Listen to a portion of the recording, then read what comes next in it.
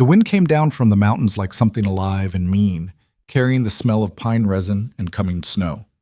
It rattled through the aspens and bent the tall grass flat against the rocky soil, howling past the lone cabin that sat crooked and half-forgotten on the eastern slope of Black Hollow Ridge. Caleb Mercer stood on his porch, with a tin cup of coffee gone cold in his hands, watching the light die behind the peaks.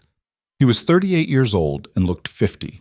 His face had the texture of old leather left too long in the weather, lines carved deep around his mouth and eyes. Not from laughter, but from squinting into too many hard suns and harder memories. His hair, more gray than brown now, hung past his collar, unwashed and tangled. He hadn't trimmed his beard in months. He didn't care.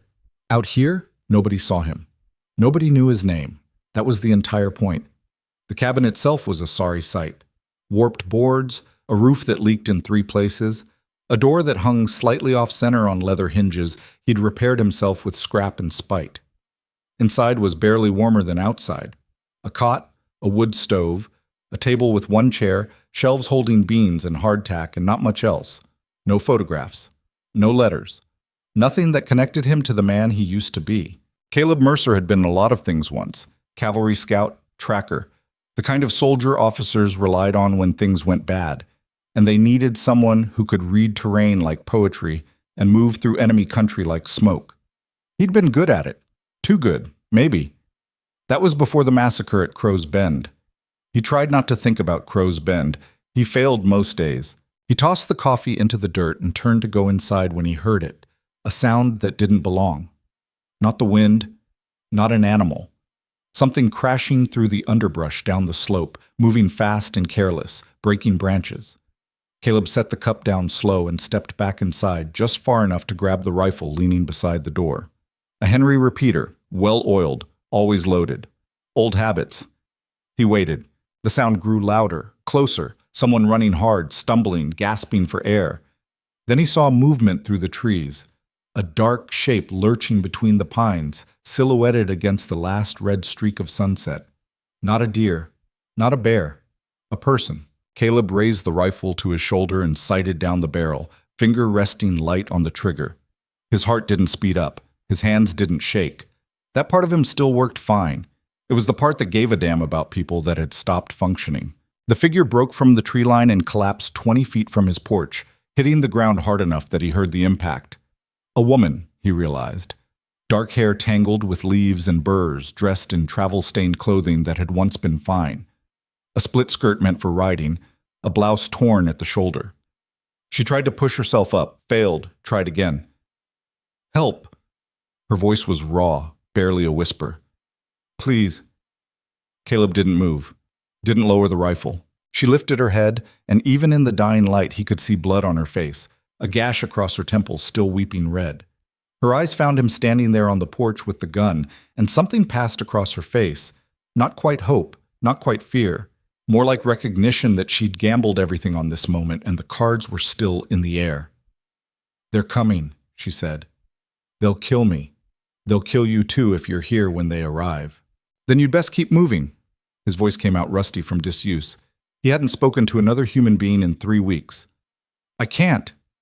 She tried to stand, got one knee under her and pitched forward again. This time she stayed down. "I can't run anymore." Caleb watched her lying there in the dirt, breathing hard, one hand pressed against her ribs like maybe something was broken underneath. He watched the tree line behind her, waiting for whoever was chasing her to emerge. Nothing yet. He should go inside. Bar the door. Let whatever this was play itself out without him. He'd come to Black Hollow Ridge specifically to avoid other people's problems, other people's wars. He'd had enough of both to last 6 lifetimes. But he didn't move. "Who's after you?" he asked. She lifted her head again. Blood had run down from the gash on her temple and dried in a dark streak across her cheek. Silas Crow. The name hit Caleb like a fist to the chest. For a moment he couldn't breathe right. "Say that again." "Silas Crow." She coughed, winced. "You know the name." "Yeah." His voice had gone flat. "I know it." She stared at him, reading something in his face. "Then you know what kind of men are coming. You know what they'll do." Caleb knew. He knew better than she could imagine. He lowered the rifle, took 3 steps off the porch, grabbed her under the arms, and hauled her upright, moving fast now, decision made. She was lighter than he expected, all bone and sinew, muscle worn down by hard travel. She gasped when he pulled her toward the cabin, that broken rib probably grinding, but she bit down on the sound and kept her feet under her. "How far behind?" he asked. 20 minutes, maybe less." "How many?" "I saw 8 riders. Could be more by now." 8. Crow never traveled without his wolves. 8 meant he was taking this seriously. Caleb got her inside and kicked the door shut behind them. The cabin interior was dark, except for the dull red glow from the wood stove. He steered her to the cot and she collapsed onto it, breathing like she'd run 10 miles. Maybe she had. "There's water in the bucket," he said, pointing. "Clean cloth on the shelf. Press it to that cut." She nodded, not arguing, and reached for the bucket with shaking hands. Caleb moved to the window, a narrow gap with shutters he could bar from inside. He peered through the crack, studying the slope below, the tree line, the gathering dark. No movement yet. But they'd come. If Crow wanted her dead badly enough to chase her this far into the empty country, he wouldn't stop now. "What did you do?" Caleb asked without turning around. "What did you take from him?" There was a long silence behind him, broken only by the sound of water dripping as she wrung out the cloth. "I took the truth," she said finally. He turned to look at her. She was pressing the wet cloth to her temple, her face pale in the dim light, eyes dark and too bright. Fever or fear, he couldn't tell which. "That's not an answer," he said. "It's the only one that matters." She lowered the cloth. The bleeding had slowed. "My name is Vivian Hart. 3 weeks ago, I stole a ledger from Silas Crow's personal safe. That ledger contains names, dates, payments, proof that he's been buying judges, sheriffs, land agents, and politicians across 4 territories. Proof that half the law in the frontier country is rotted through with his money." Caleb stared at her.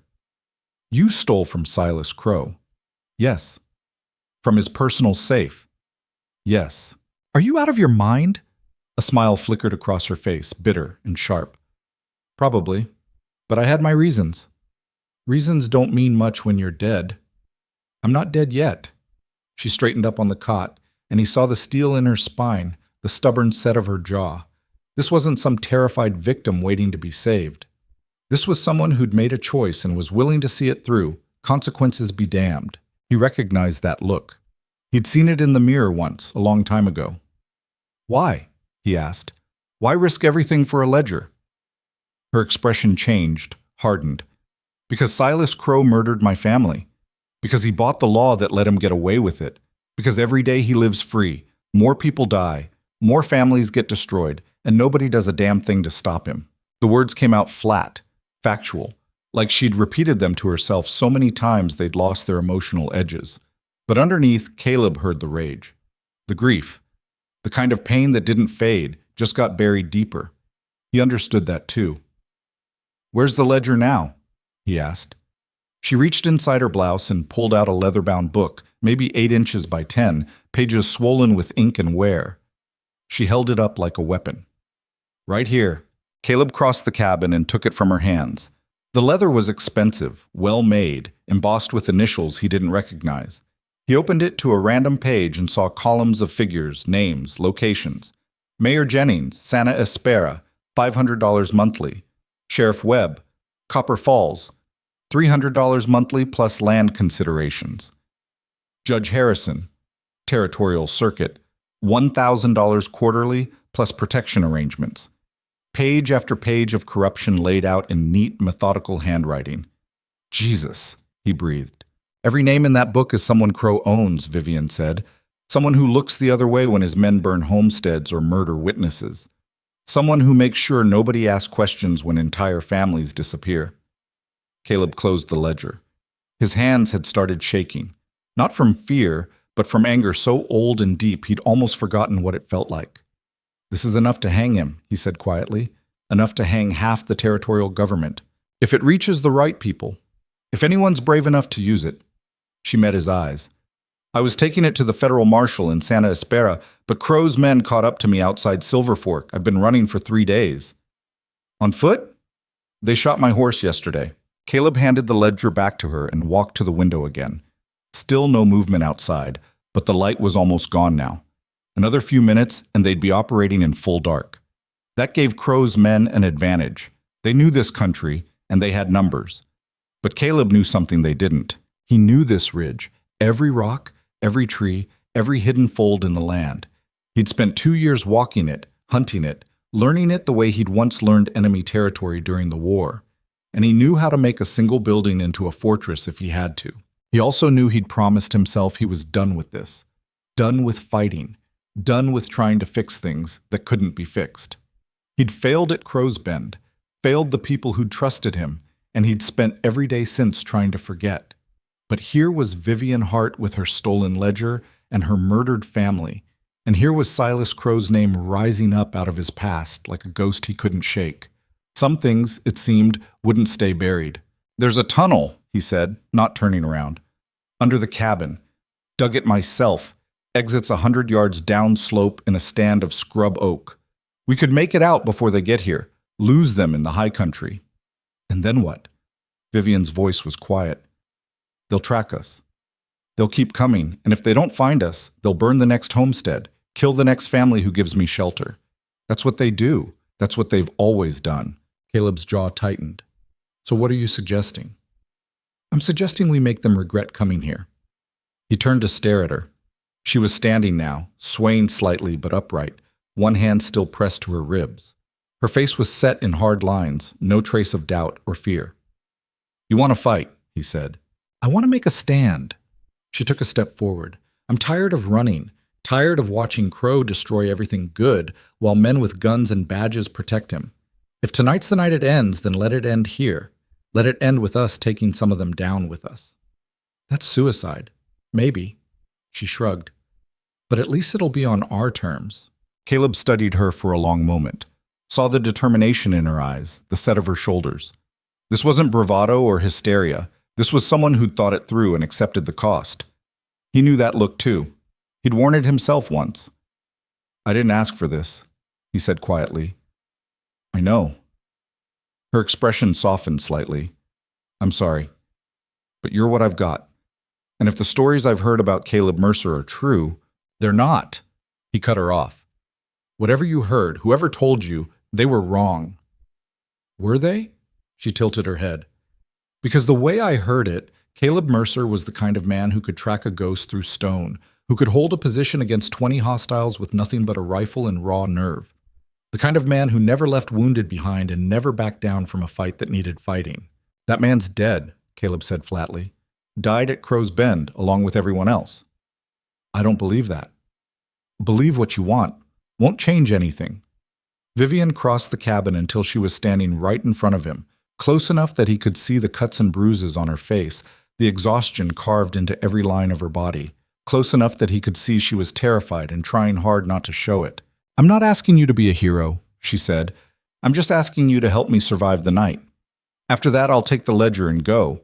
You'll never see me again. You can go back to whatever peace you found out here."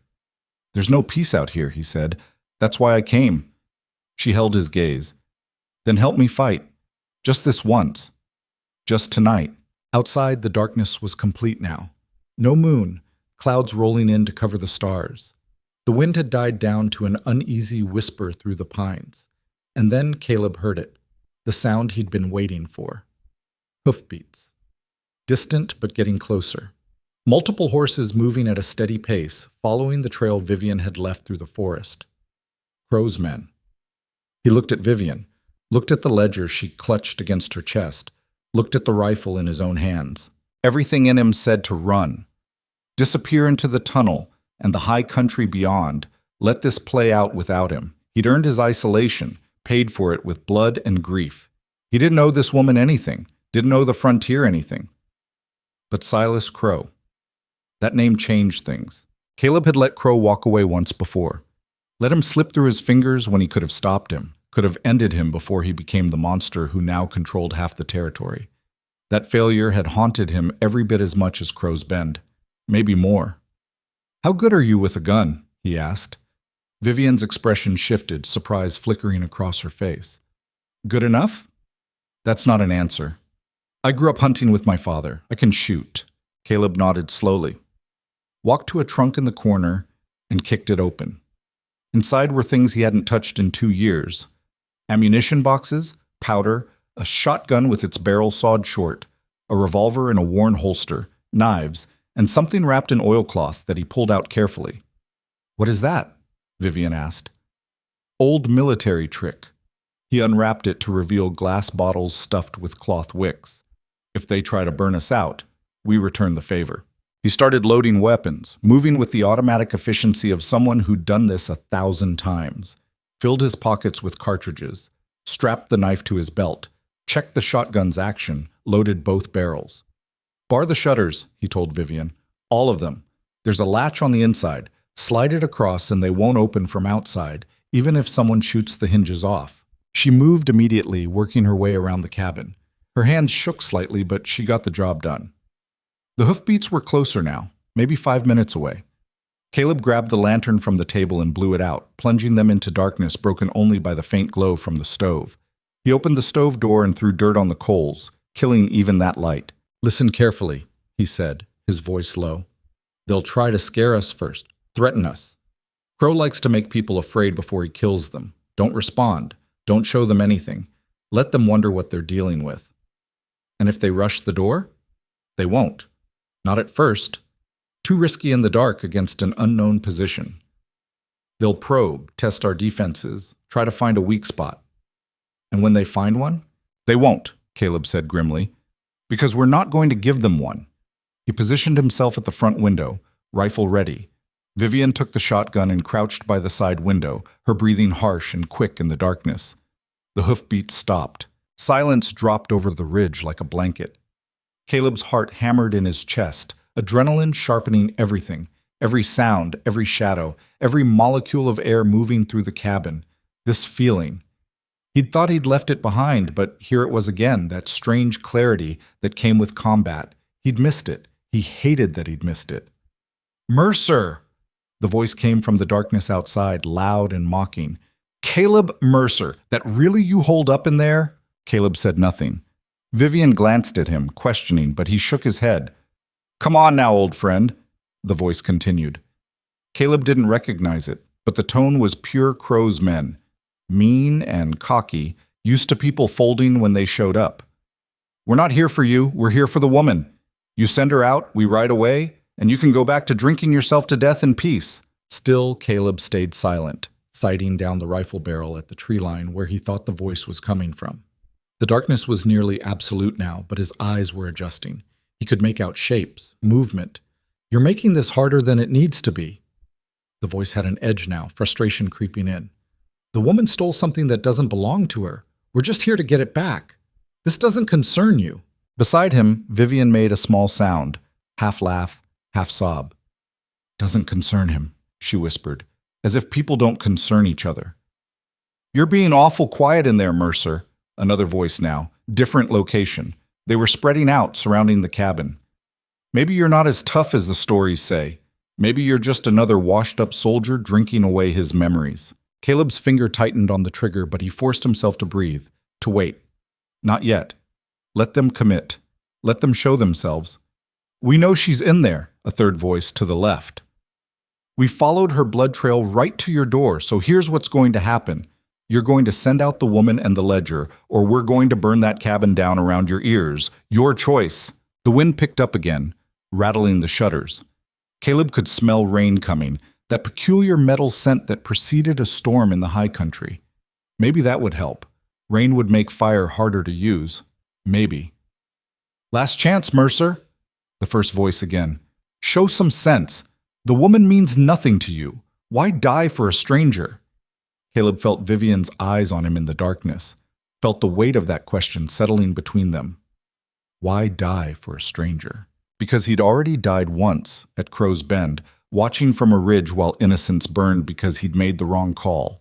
Because he'd let Silas Crow walk away when he should have put him down like a rabid dog.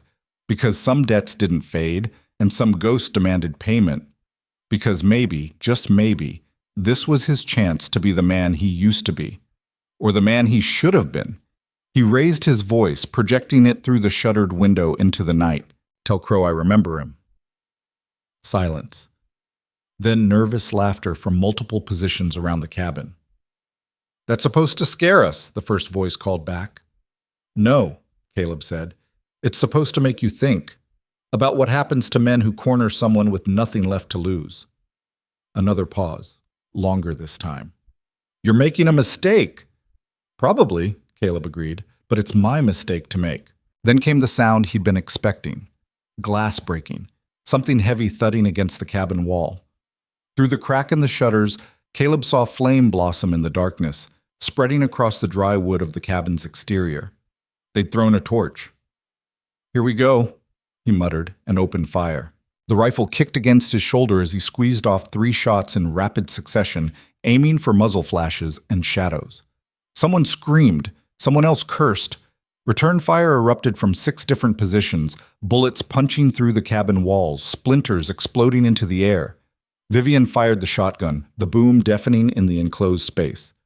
Through the smoke and noise, Caleb heard another scream. "Reload!" he shouted, working the Henry's lever, ejecting spent brass. "Watch your angles! Don't waste shots!" The cabin filled with gun smoke and the smell of burning wood. The fire outside was spreading, licking up the wall. Caleb grabbed one of his bottles, lit the wick from a match, and hurled it through the window in the direction of the heaviest gunfire. It shattered somewhere in the darkness, followed by a whoomp of igniting alcohol and a man's terrified shrieking. "That's for starting it!" Caleb roared and fired again. The battle had begun, and somewhere in the chaos and smoke and flame, Caleb Mercer felt something shift inside him. The walls he'd built around his heart starting to crack, letting in light and fury and the terrible, wonderful feeling of fighting for something that mattered. He wasn't alone anymore, and neither was Vivian Hart. Whatever came next, they'd face it together, 2 broken souls standing against the dark on the bloodiest night Black Hollow Ridge had ever seen. The wolves had come for them. But the wolves were about to learn what happened when you cornered prey that chose to bite back. The first body hit the ground 30 seconds into the fight, and Caleb knew immediately it wasn't enough. Not nearly enough. The gunfire outside intensified, muzzle flashes blooming in the darkness like deadly flowers, and the cabin walls shuddered under the impact of lead punching through old wood. "They're spreading out!" Vivian shouted over the chaos, her back pressed against the wall beside the side window. The shotgun in her hands was already empty, smoking barrels pointed at the ceiling. "I can't see them." "Don't need to see them." Caleb fired twice more, working the Henry's lever smooth and fast, muscle memory taking over. "Just make them think twice about rushing us." Another torch arced through the air and smashed against the cabin roof. Flames spread across the dry shingles, casting dancing orange light through the cracks in the shutters.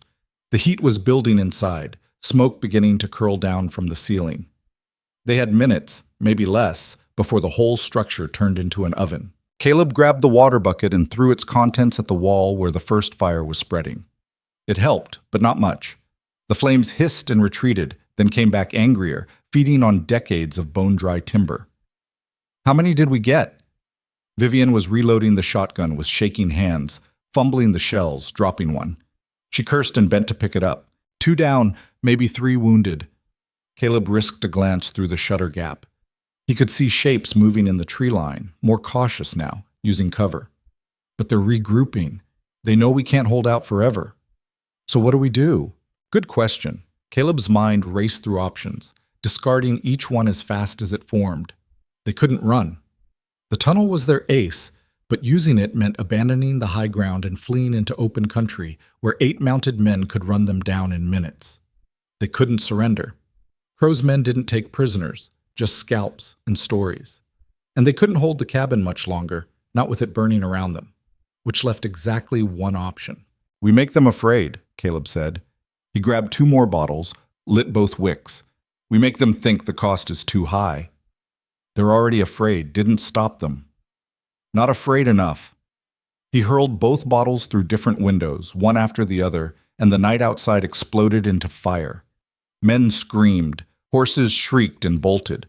For a moment, the gunfire stopped completely, replaced by chaos and shouting. "Move!" Caleb grabbed Vivian's arm and pulled her toward the back of the cabin. "We're switching positions. They'll expect us at the front." They scrambled through the smoke to the rear window, and Caleb kicked the shutters open just as 3 men came charging up the slope toward the cabin's back door. thinking they'd found an opening. They hadn't expected to find a rifle barrel waiting for them. Caleb shot the first man in the chest from 15 feet. The man went down hard, sliding in the dirt. The second man got his pistol halfway up before Vivian's shotgun took him in the shoulder, spinning him around. The third man froze, eyes going wide, and then turned and ran. "That's right," Caleb roared after him. "Tell the others." But even as he said it, he knew the clock was ticking down. The cabin roof was fully engulfed now, flames roaring, heat pressing down on them like a physical weight. Embers rained down through the holes burning in the ceiling, setting the cot on fire, catching on the dry floorboards. "Caleb," Vivian's voice was tight. "We can't stay here." "I know." "So what?" A massive crash cut her off as part of the roof collapsed inward, bringing down a shower of sparks and burning timber.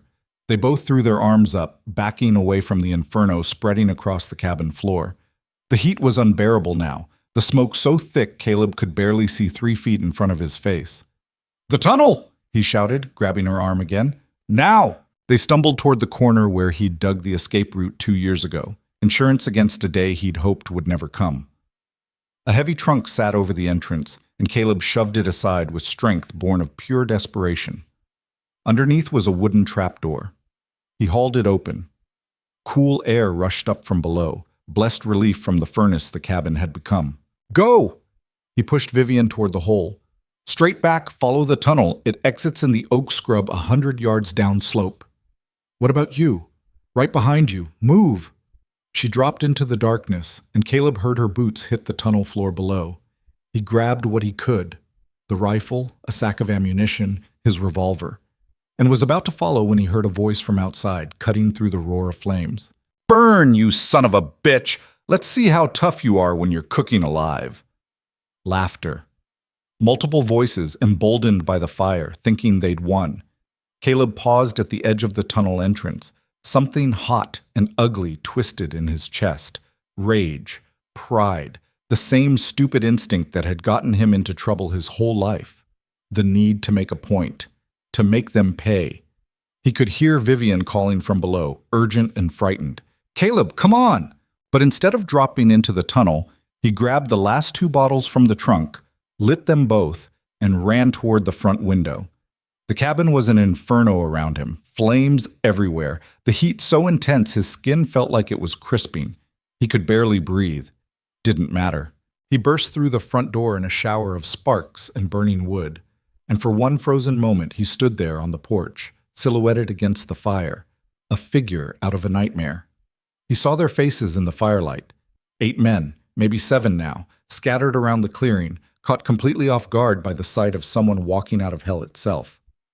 "Here's your answer," Caleb roared and threw both bottles. They tumbled through the air trailing fire, and the men scattered, diving for cover. One bottle smashed near the horses, sending them into screaming panic. The other caught one of Crow's men square in the chest, dousing him in burning alcohol. His screams cut through the night, high and terrible. Then Caleb turned and ran, not back into the cabin but around it, heading for where he knew the tunnel exit would be. Bullets chased him, chewing up dirt at his heels, but he was moving fast, using the darkness and terrain, and then he was sliding down the slope through the scrub oak, branches whipping at his face. He found the tunnel exit and dropped into it, landing hard in the dirt. Vivian was there, her face a white blur in the darkness. "You idiot!" she hissed. "You almost—" "Save it!" He grabbed her hand and pulled her deeper into the tunnel. "They'll figure it out soon enough. We need distance." They ran bent over through the low passage, Caleb's head scraping the ceiling, both of them gasping for air. Behind them, they could hear shouting, the sounds of pursuit. Someone had found the tunnel entrance. "How far?" Vivian panted. 50 yards, maybe less. The tunnel had been a brutal project, dug over 3 months with nothing but a shovel and determination, shored up with scrap wood and desperation. It had seemed paranoid at the time, unnecessary. Now it was the only thing keeping them alive. They burst out the far end into cold night air and rain. A storm had rolled in while they'd been fighting, and now water poured down in sheets, turning the ground to mud, reducing visibility to almost nothing. Caleb dragged Vivian up the slope toward a rock outcropping he knew, a place where they could hunker down and catch their breath. "What now?" Vivian was shaking, whether from cold or adrenaline or terror, Caleb couldn't tell. Probably all three. They'll hunt us through the woods. Not in this weather, not in the dark. Caleb wiped rain from his face and tried to think through the exhaustion and smoke-damaged lungs. They'll wait until dawn, set up a perimeter and run us down in daylight. So we have until morning. If that. Vivian slumped against the rock, her head falling back. In the dim light of distant flames, the cabin still burning behind them, Caleb could see she was done. Running on nothing but will and borrowed time. The gash on her temple had opened up again, blood mixing with rainwater running down her neck. "Let me see that," he said, moving closer. "I'm fine." "You're not fine, let me look." She didn't have the energy to argue. He examined the wound as best he could in the darkness, using his fingers to probe the edges. Deep, but not as bad as he'd feared. The skull underneath felt solid, no fracture that he could tell. "You'll live," he said, "but you need stitches." "Add it to the list." She laughed, a sound with no humor in it. "Thank you for what you did back there. You didn't have to—" "Yeah, I did." Caleb settled beside her, back against the rock. Rain drummed on his shoulders, cold and relentless. "The moment you said Crow's name, this became personal." Vivian turned to look at him. "You want to tell me why?" "Not particularly. We just burned down a cabin together and killed at least 3 men. I think that buys me an explanation." Caleb was quiet for a long time, listening to the rain, watching the distant orange glow of his former home being consumed by fire. Everything he'd owned, not that it was much, was turning to ash. The place he'd hidden for 2 years, gone. The isolation he'd wrapped around himself like armor, shattered. And somehow, impossibly, he didn't feel worse for it.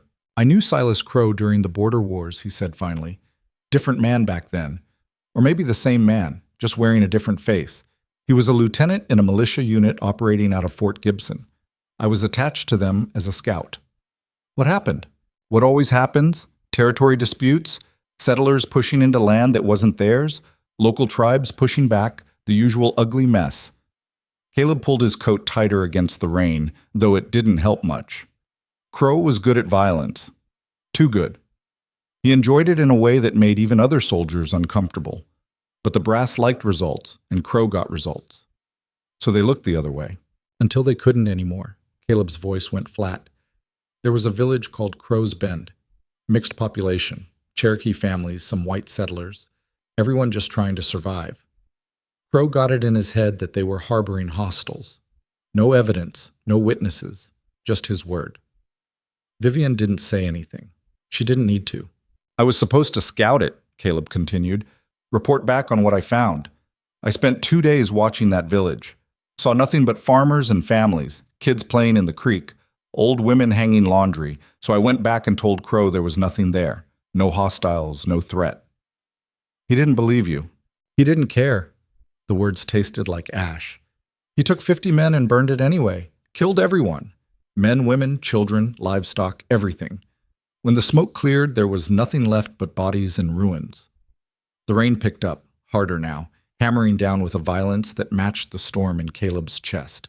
"I was watching from a ridge," he said. "I saw the whole thing through a spyglass.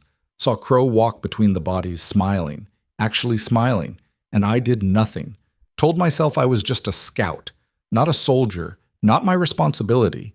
I rode away and filed a report that got buried so deep it might as well have never existed." "That's why you're out here," Vivian said quietly. "That's why you hide." "I don't hide, I just—" He trailed off. "Yeah, I hide." She reached over and put her hand on his arm.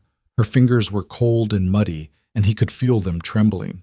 "You could have let me die tonight, could have shut that door and pretended you never saw me. But you didn't. Didn't have much choice once you said his name. There's always a choice." She squeezed his arm. "You chose to fight. That counts for something." "Does it?" Caleb looked at her, this woman he'd met less than 2 hours ago, this stranger who'd crashed into his life, trailing blood and fire. "We're probably both going to die tomorrow. Die for a ledger that might not even matter, might not change anything." "It matters," Vivian said fiercely. "Every name in that book is a life saved, a family that won't be destroyed. It matters." Caleb wanted to believe her, Wanted to think that one night of violence and one stolen ledger could make a difference in a world that seemed determined to grind good people into dust. But he'd seen too much, failed too many times. "How did you get it?" he asked, changing the subject. "The ledger. How did you get into Crow's safe?" Vivian's expression turned complicated, part pride, part something darker. "I married his lieutenant." Caleb blinked. "You what?" 3 years ago, William Garrett, second in command of Crow's entire operation. Charming man, handsome. Treated me like a queen. Her voice went hard. Right up until I found out who he really worked for.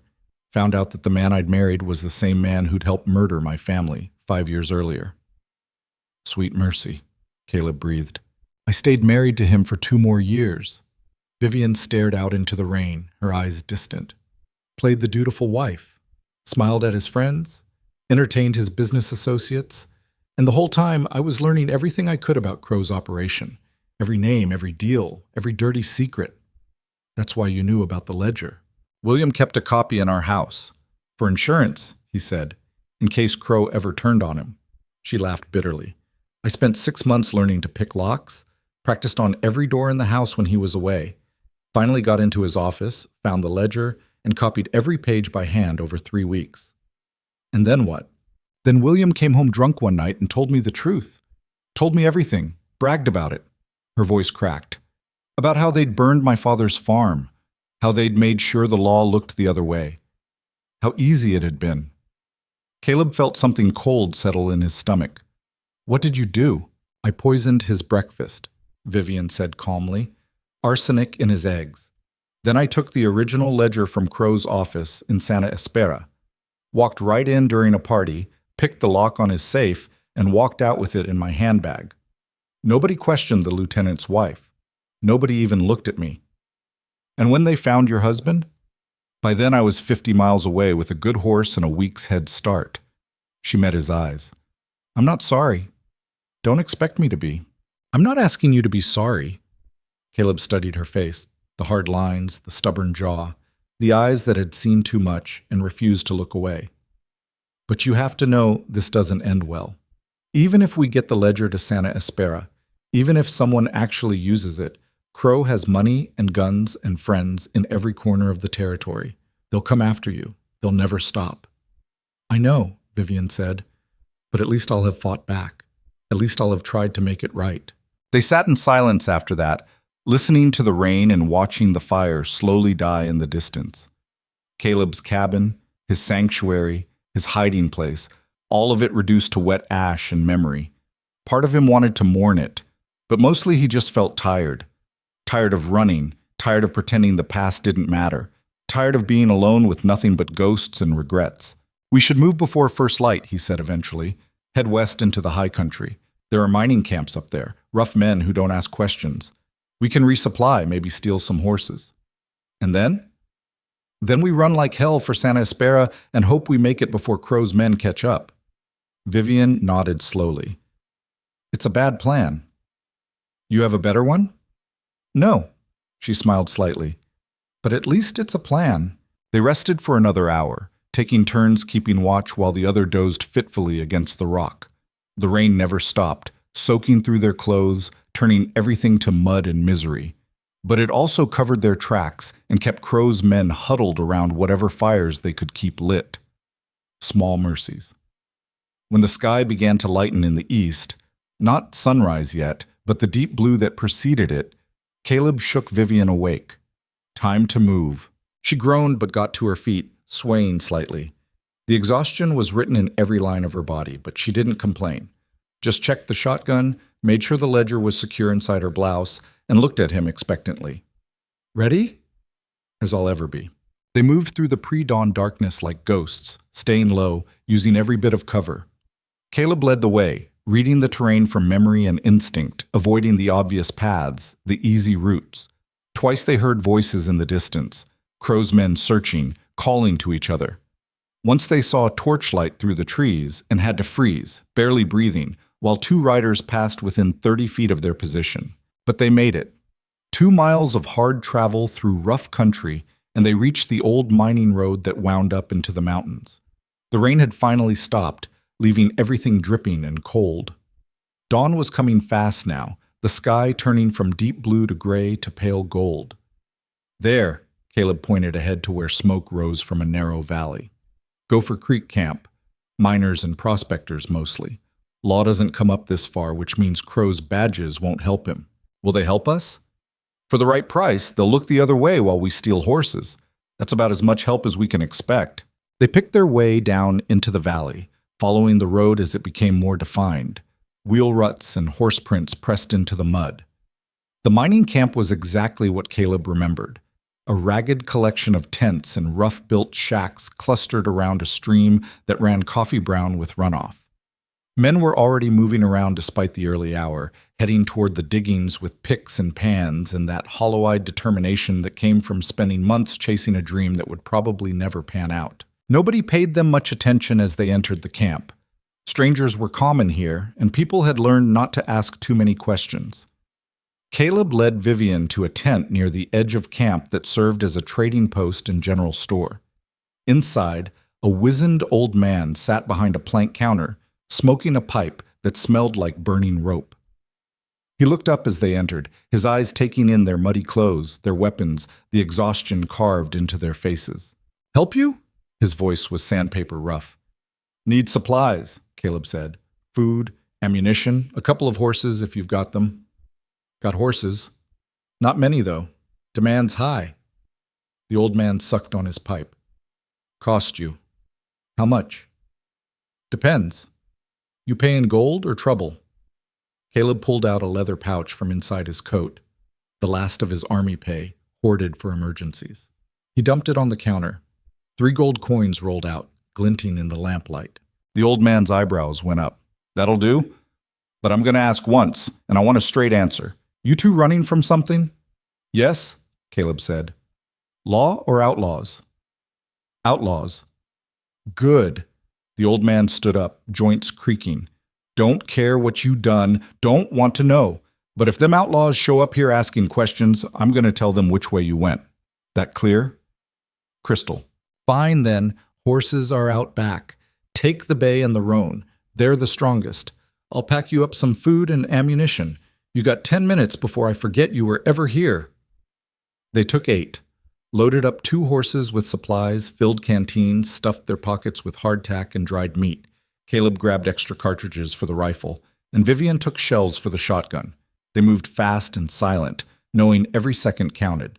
As they were mounting up, a young boy ran into camp from the north road, breathless and wide-eyed. "Riders coming!" he shouted. "Big group, maybe 10 or 12, coming fast!" The camp erupted into motion, men grabbing weapons, women hustling children indoors, everyone preparing for whatever was about to arrive. The old man appeared at the back of his tent and locked eyes with Caleb. "That them?" "Probably." "Then you'd best ride. South Trail follows the creek up into the high country. Hard going, but it'll lose 'em if you're tough enough." "Obliged," Caleb said, and kicked his horse into motion. They galloped out of camp, heading south, and behind them they heard the thunder of many hooves arriving from the north. Shouting, questions. The old man's voice, calm and unhelpful, telling them he hadn't seen anyone matching that description. The lie bought them maybe 5 minutes, maybe less. The trail up into the high country was brutal, narrow, steep, strewn with rocks that made the horses stumble and strain. But they pushed hard, driving the animals without mercy, knowing that if they got caught in the open, it was over. The sun was fully up now, bright and pitiless, burning off the morning mist and exposing them to anyone who looked up from the valley below. Halfway up the trail, Vivian's horse stumbled badly, went to its knees, and nearly threw her. She clung to the saddle, gasping as the animal struggled back upright. But it was limping now, favoring its left front leg. "Damn!" Caleb pulled up beside her. "How bad?" "Bad enough. He won't make it much further." "Can you ride double?" "Do we have a choice?" They didn't. Vivian abandoned the lame horse and climbed up behind Caleb, arms wrapped tight around his waist. The bay groaned under the extra weight, but kept moving, ears pinned back, blowing hard. "They're coming," Vivian said quietly, looking back down the trail. "I can see them. At least 8 riders." "I see them." Caleb could make out the group now. Small figures but growing larger, moving faster than he and Vivian could with a double-mounted horse on rough terrain. They had maybe 15 minutes before the riders caught up. Maybe 10. There. He pointed ahead to where the trail forked, one branch continuing up into the mountains, the other cutting east along a narrow ledge. That ledge runs for about a quarter mile, then drops down into a box canyon.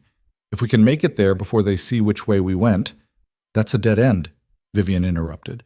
A box canyon means no escape. I know, but it also means we can defend it. Narrow entrance, high walls. They'll have to come at us one or two at a time. You want to make another stand? I want to buy us time. Caleb urged the horse faster. We're not going to outrun them, not like this. So we find a position we can hold, make them pay for every foot, and hope they decide it's not worth it. And if they don't decide that? Caleb didn't answer. They both knew the answer. They made the ledge trail and followed it east, the horse's hooves slipping on loose stone, nothing but air and 100-foot drop on their left side. Vivian had her face pressed against Caleb's back, not looking down.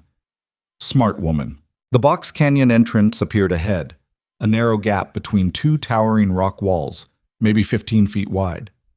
Caleb pushed through it and into the canyon beyond. It was bigger than he'd remembered, maybe 200 feet deep and 50 wide, with vertical walls on three sides. A thin stream ran through the center, and scrub brush grew in patches between the rocks. Off, he said, and Vivian slid down. He followed, grabbed the rifle and as much ammunition as he could carry. Find cover on the north wall, high as you can get. When they come through that gap, wait until they're committed, then open up. What are you going to do? I'll be on the south wall. Crossfire. It's our best chance. Vivian nodded and started climbing, the shotgun slung across her back. Caleb moved to the opposite wall and found a position behind a jumble of boulders that gave him a clear field of fire on the entrance. He settled in, checked his rifle, counted his remaining cartridges. 23 rounds. Not great, but it would have to do. Below, the bay horse stood in the center of the canyon, sides heaving, head hanging low. Poor animal. It deserved better than this. They all did. The wait wasn't long. Maybe 5 minutes before he heard hoofbeats echoing off stone, getting closer. Then voices, cautious now, aware they were being led into a bottleneck. Trail ends here. Canyon's a trap. Then why'd they go in? Because they're desperate, or stupid, or because they're planning to fight. Silence. Then a different voice, harder, full of authority. Gates! Morrison! You two ride in first, slow, eyes open. Anything moves, you shoot it. We'll cover from here. More silence. The sound of horses snorting, men checking weapons. Then two riders appeared at the canyon entrance, moving at a walk, pistols drawn. Young men, both of them, trying to look tough, but with fear written all over their faces.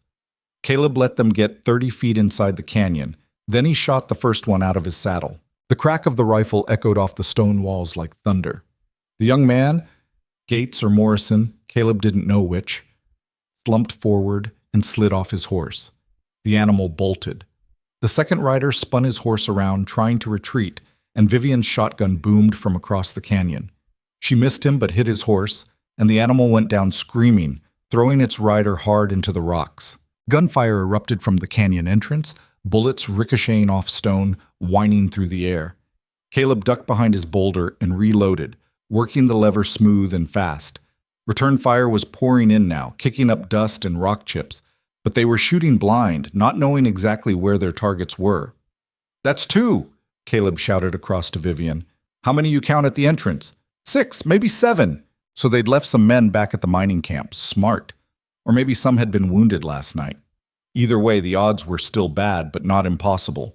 Another man tried to rush the entrance, this one on foot, using the rocks for cover. He made it 10 feet before Caleb's bullet caught him in the leg. The man went down howling, crawling back toward the entrance, trailing blood. You're boxed in, a voice shouted from outside. Nowhere to run. Surrender now and we'll make it quick. Counteroffer, Caleb shouted back. You leave now, we let you live. Laughter, mean and confident. You're funny, Mercer. Crow said you might be. Crow's not here. You are. Ask yourself if dying today is worth the pay. More laughter, but uncertainty had crept into it. They'd come expecting to chase down 2 exhausted fugitives. Instead, they'd walked into an ambush and lost men in the first minute. Caleb could hear them arguing outside the canyon, voices raised, debating what to do next. Good. Let them doubt. Let them worry. Fear was a weapon same as any gun. Beside him, the bay horse finally gave out, collapsing onto its side with a groan that sounded almost human. The animal's chest heaved once, twice, then went still. Caleb felt something twist in his chest. Another casualty. Another price paid for Vivian's stolen ledger and his own stubborn refusal to walk away. "I'm sorry," he said quietly to the dead horse, knowing it couldn't hear him, not caring. Then the shooting started again, and he stopped thinking about anything except survival. The standoff stretched into its second hour, and Caleb's ammunition was running dangerously low. He had maybe 10 rounds left for the rifle, and across the canyon he could see Vivian was in similar trouble. She'd stopped firing except when she had a clear shot, conserving what little she had left. The men outside had gone quiet, which worried him more than the shooting had. Silence meant they were thinking, planning, and men with plans were more dangerous than men who just charged in blind.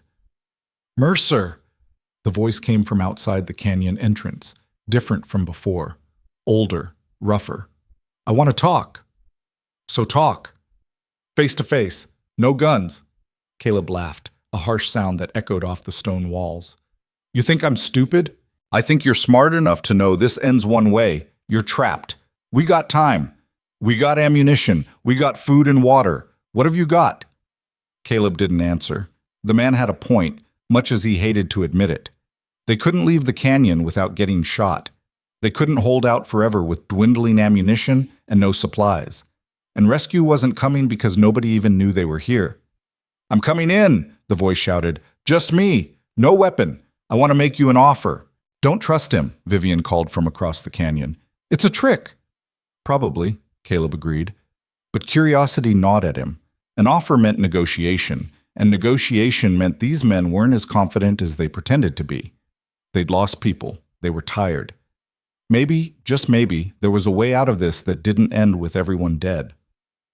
"Come ahead," Caleb shouted. "But if I see a gun, I put a bullet in you before you clear that entrance." A figure appeared at the canyon gap, hands raised high, walking slow and deliberate. He was maybe 50 years old, built like a bull, with a face that had seen too much weather and too many fights. A scar ran from his left eye down to his jaw, pulling his mouth into a permanent sneer. He wore dusty trail clothes and a leather vest, no gun belt that Caleb could see. The man stopped 20 feet inside the canyon and looked around, taking in the dead horse, the blood on the rocks, the defensive positions. His eyes found Caleb first, then tracked across to where Vivian was hidden. "Name's Coleman," he said. "I run this crew." "Where's Crow?" Caleb asked. "Santa Espera, handling business. He sent us to collect the woman and the ledger she stole." Coleman's eyes flicked to Vivian again. "That's all we want. Give us those two things, you walk away. You got my word." "Your word?" Caleb's voice was flat. "What's that worth?" "More than most people's. I don't like killing when I don't have to. Makes things messy. Bad for business." Coleman lowered his hand slightly. "Look, I know who you are. Caleb Mercer. Used to be somebody. War hero, scout, all that. Word is you got tired of the blood and came up here to hide. I respect that. Man wants peace, he should get it. But you stuck your nose where it doesn't belong. That woman killed one of our own and stole something valuable. We got to answer for that. Got to show people there's consequences." Coleman shrugged. "Nothing personal, just business." "Everything's personal," Caleb said. "That's the problem with men like you. You pretend it's just business, just following orders, just doing a job. But at the end of the day, you're still the one pulling the trigger. You're still the one burning homes and killing families. Don't hide behind words." Coleman's face hardened. "I ain't hiding behind nothing. I'm trying to give you a chance to live. Take it or don't. Makes no difference to me." "Here's my counter offer," Caleb said. "You and your men ride out. Leave us alone. When we get where we're going, maybe we forget this ever happened." "Can't do that." "Then we got nothing to talk about." Coleman stared at him for a long moment, then shook his head. "You're a fool, Mercer. You're going to die for a woman you don't even know. For a ledger that won't change a damn thing, even if it reaches Santa Espera. Crow's got judges in his pocket, got marshals on his payroll. That book's just paper and ink. It ain't going to save nobody." Maybe not, Vivian's voice rang out from across the canyon. But at least people will know the truth. At least they'll see what you are. Coleman turned to look at her. And what am I, Mrs. Garrett? The name hit like a slap. Vivian went very still. That's right, Coleman continued. We know who you are. Know what you did to William. Poisoned your own husband. That's cold, lady. That's the kind of cold that makes men nervous. He smiled, showing yellow teeth. Crow wants you alive, if possible. Wants to make an example. Show people what happens when you cross him. But if you die here, that works too, long as we get the ledger back. You're not getting it, Vivian said. Her voice was steady, but Caleb could hear the fear underneath. I'd rather burn it than let you have it. Then burn it. Go ahead. But you're still coming with us, one way or another. Caleb raised the rifle, sighting down the barrel at Coleman's chest. Conversation's over. Get out. Coleman looked at him, measured the distance, calculated his chances. Then he backed toward the canyon entrance, hands raised again. Have it your way. But you should know. We got men circling around to the canyon rim right now. Another hour, they'll be shooting down at you from above. Ain't no cover from that. Ain't no way to fight back. He disappeared through the gap, and Caleb heard him shouting orders to his crew. The sound of boots on rock, men moving, voices calling back and forth. Is he telling the truth? Vivian called over. Can they get above us? Caleb looked up at the canyon walls towering overhead. Sheer rock for the most part, but there were ledges, cracks, places where a determined man could climb. It would take time, but yeah, it was possible. Maybe, he admitted. We need to move. Find better cover before they get into position. He scrambled down from his perch and ran across the open ground to where Vivian waited. She looked worse than she had that morning. The gash on her temple was crusted with dried blood, her face was pale with exhaustion, and her hand shook slightly when she reloaded the shotgun. How many shells you got left? He asked. 4. You? 8 rounds for the rifle, 2 for the pistol. She laughed, a sound with jagged edges. That's not much of an arsenal. No, it's not. Caleb studied the canyon, looking for options. The stream ran along the north wall, and where it cut deepest into the rock there was a hollow, almost a cave, carved out by years of erosion. Not much protection, but better than sitting exposed in the open. There, he pointed. We can hold that position. They'll have to cross open ground to get to us, and if they try shooting from above, the overhang might give us some cover. Might. It's all I got. They moved quickly, keeping low, expecting bullets from the canyon entrance at any moment, but none came. Coleman's men were being patient now, waiting for their people to get into position above before they pressed the attack. The hollow was tight, barely big enough for both of them to crouch side by side. But it was cool and dark, and when Caleb looked up, he could see the rock overhang jutting out 10 feet above their heads. Not perfect cover, but something. They settled in and waited. Minutes crawled by. The sun climbed higher, turning the canyon into an oven. Sweat ran down Caleb's back, stinging in cuts and scrapes he hadn't noticed before. His hands ached from gripping the rifle. His head pounded from lack of sleep and too much smoke the night before. Beside him, Vivian sat with her knees pulled up to her chest, the ledger pressed against her heart. She was crying, he realized, silent tears cutting tracks through the grime on her face. Hey, he said quietly, we're not done yet. Yes, we are. Her voice was thick. You heard him. They're going to get above us. We can't fight that, can't defend against it. We've made it this far. This far. She laughed bitterly. This far is trapped in a box canyon waiting to die. Some achievement. Caleb didn't have an answer for that. She was right. They were out of options, out of ammunition, out of luck. The smart play was to surrender, hand over the ledger, hope for mercy that probably wouldn't come. But he'd spent 2 years being smart, 2 years hiding, 2 years running from the man he used to be. He was tired of it. Your father, he said. What was his name? Vivian looked at him, surprised. Thomas. Thomas Hart. Why? Tell me about him. What? We got time. Tell me about your father. What kind of man was he? She stared at him like he'd lost his mind. Maybe he had. But something in his face must have convinced her, because after a moment she spoke. He was stubborn, proud, came west from Pennsylvania with nothing but a wagon and a dream of owning land, bought 100 acres outside Silver Fork, cleared it himself, built a house with his own hands. Her voice softened. He used to say that land was freedom, that a man who owned his own ground couldn't be pushed around by anyone. He was wrong about that last part. Yeah. Vivian wiped her eyes. Crow wanted the land for a railroad spur, offered to buy it. My father refused, said it had been paid for with blood and sweat, and it wasn't for sale. So Crow took it anyway, burned the house, killed my father and my 2 brothers. My mother died from grief 6 months later. How old were you? 17. Old enough to understand what had been taken from me, too young to do anything about it. She looked down at the ledger in her hands. Until now. That's why you married Garrett, to get close to Crow. That's why I did everything. Every smile, every lie, every night I spent in that man's bed. It was all for this. She held up the ledger. For proof. For justice. For something that mattered more than just surviving. Caleb understood that kind of determination. That kind of rage that burned cold and steady for years, waiting for its moment. He'd felt it after Crow's Bend, after watching Silas Crow walk away unpunished.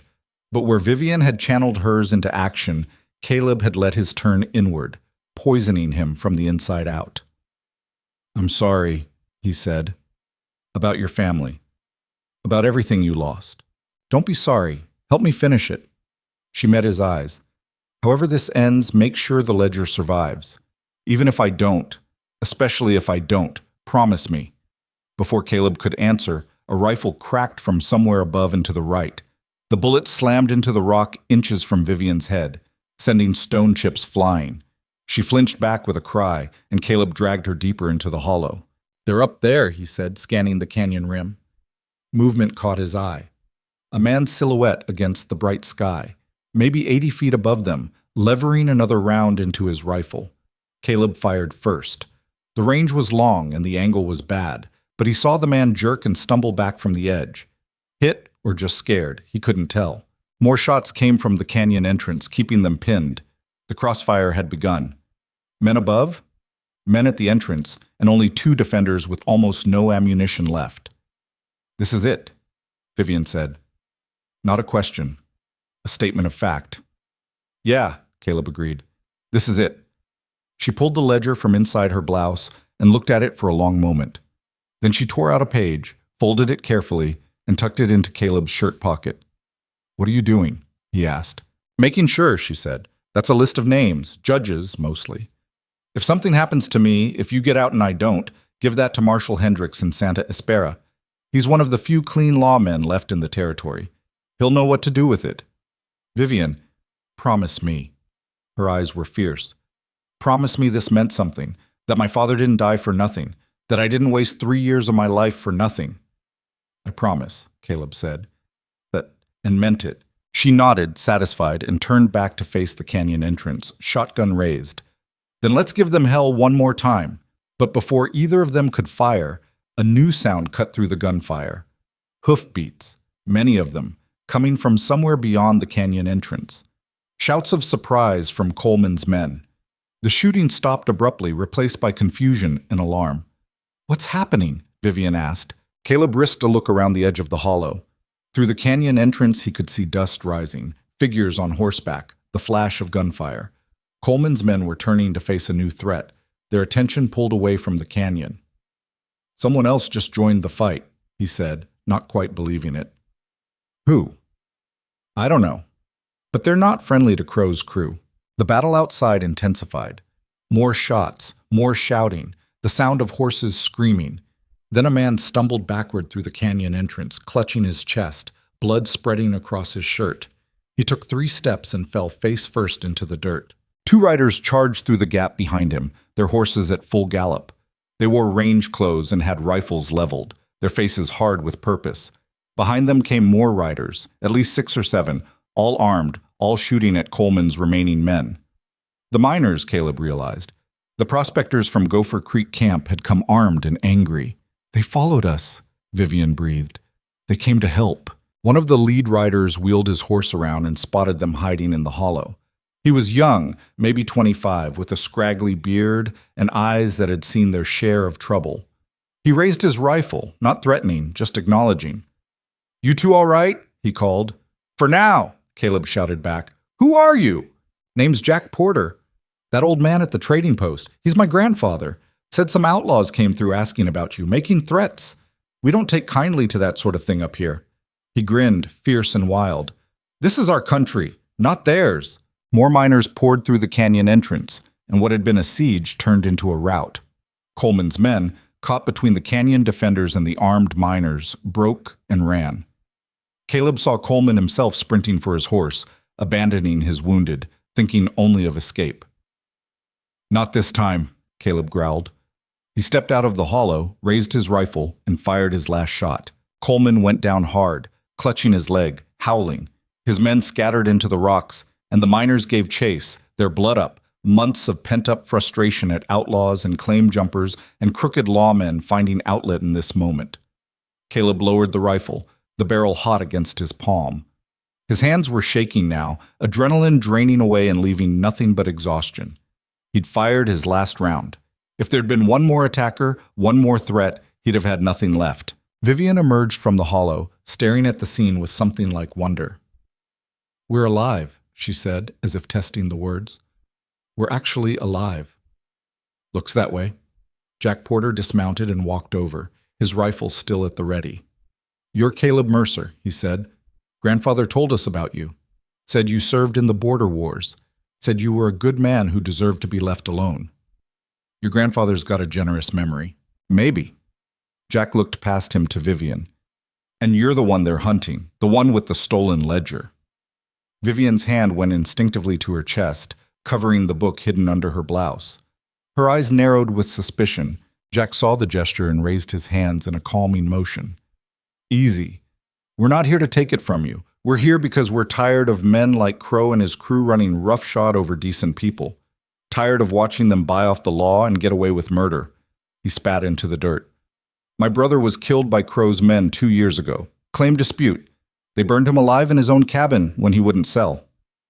"I'm sorry," Vivian said quietly. "So am I. But sorry doesn't fix anything." Jack's jaw tightened. "Maybe that ledger of yours does. Maybe it's time somebody stood up and said enough." Around them, the other miners were securing Coleman and the few surviving gang members, binding their hands with rope, roughly handling anyone who resisted. One of the outlaws made the mistake of reaching for a hidden knife and got clubbed across the head with a rifle butt for his trouble. "What are you going to do with them?" Caleb asked. "Take them back to camp, lock them up in the old equipment shed. Tomorrow we'll decide what's next. Maybe turn them over to the territorial marshal. Maybe handle it ourselves." Jack's expression was grim. "Depends on whether we think the law will actually do something this time." Caleb understood that cynicism. He'd felt it himself, watching justice get bought and sold like any other commodity. "There's more coming," Vivian said. "Crow won't stop. He'll send more men, better men. He'll burn your camp if he has to. Let him try." Jack looked back at his companions, hard-faced men with calloused hands and eyes that had seen too many friends die for nothing. "We've got 23 men at Gopher Creek who can shoot. We've got tunnels and fortifications and nowhere else to go. Crow wants a war. We'll give him one." "You can't win that fight," Caleb said. "Not in the long run. Crow's got money, guns, influence. You're prospectors and miners. He'll grind you down." "Maybe. But at least we'll have fought. At least we'll have tried." Jack looked at Vivian. "What about you? You still planning to take that ledger to Santa Espera?" "That was the plan." "It's a long ride, 3 days minimum. Crow's got men all along that route. They'll be watching for you." "I know." "Then let me make a suggestion." Jack pulled out a map from his saddlebag and spread it on a flat rock.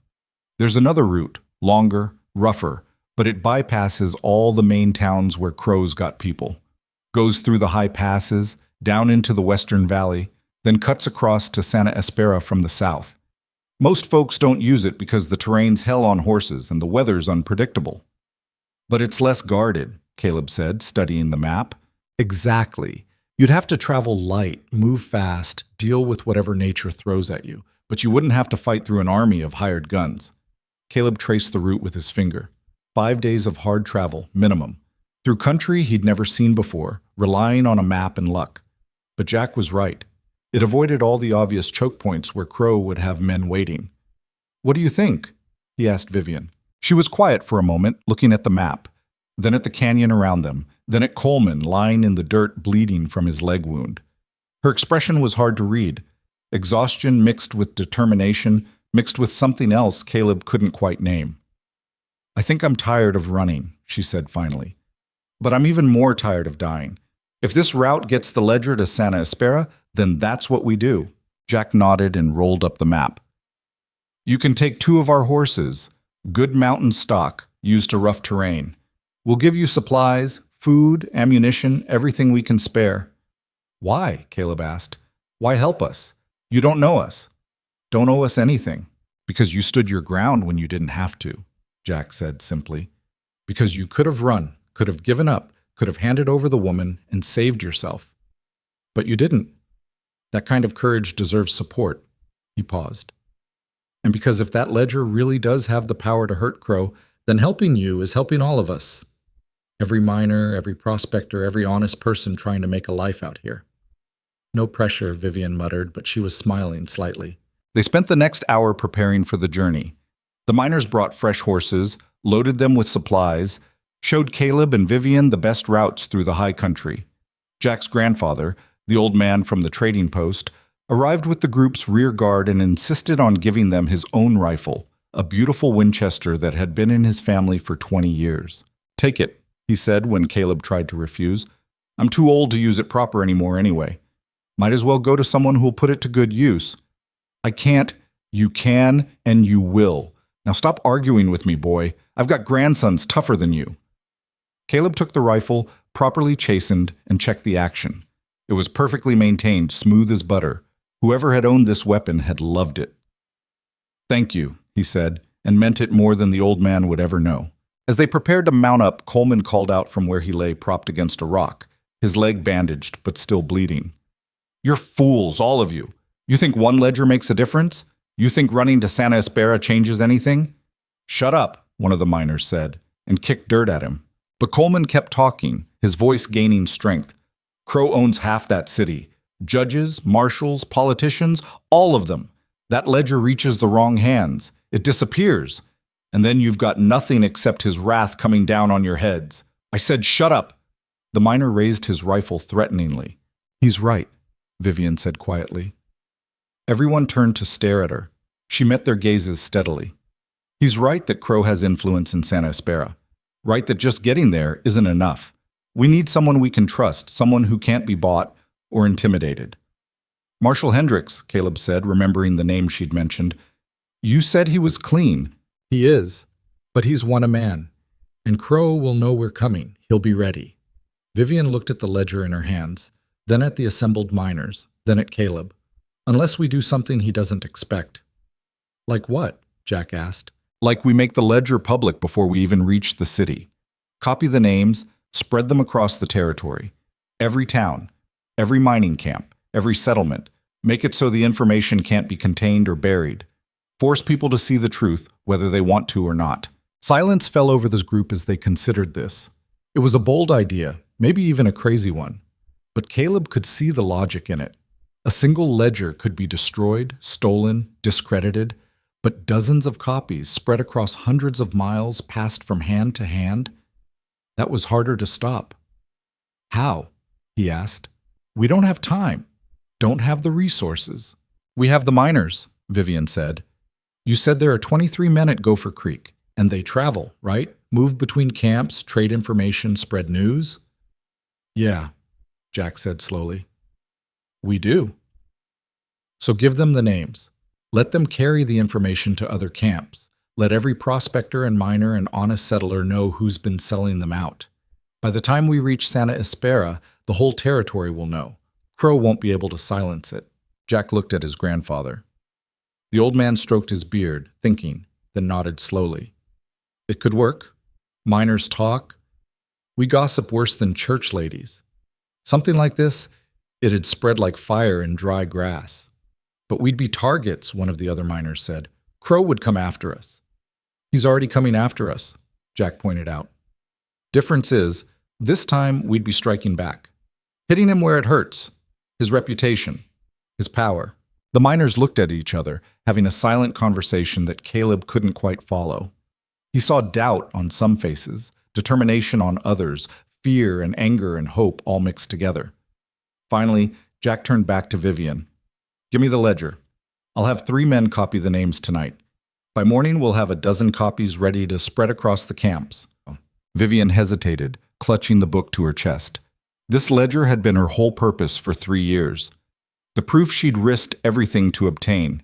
Handing it over to strangers, even friendly ones, went against every instinct. But Caleb saw the moment she made the decision, saw her shoulders straighten, her jaw set. She held out the ledger to Jack. "Keep the original safe," she said. "That's the one that goes to Marshal Hendricks, the one with Crow's own handwriting, his seal, his signature. That's the proof that can't be dismissed." "You have my word," Jack said, taking the book like it was something holy. "We'll guard it with our lives." And Caleb believed him. These men had lost brothers and friends to Crow's greed. They understood what this ledger represented.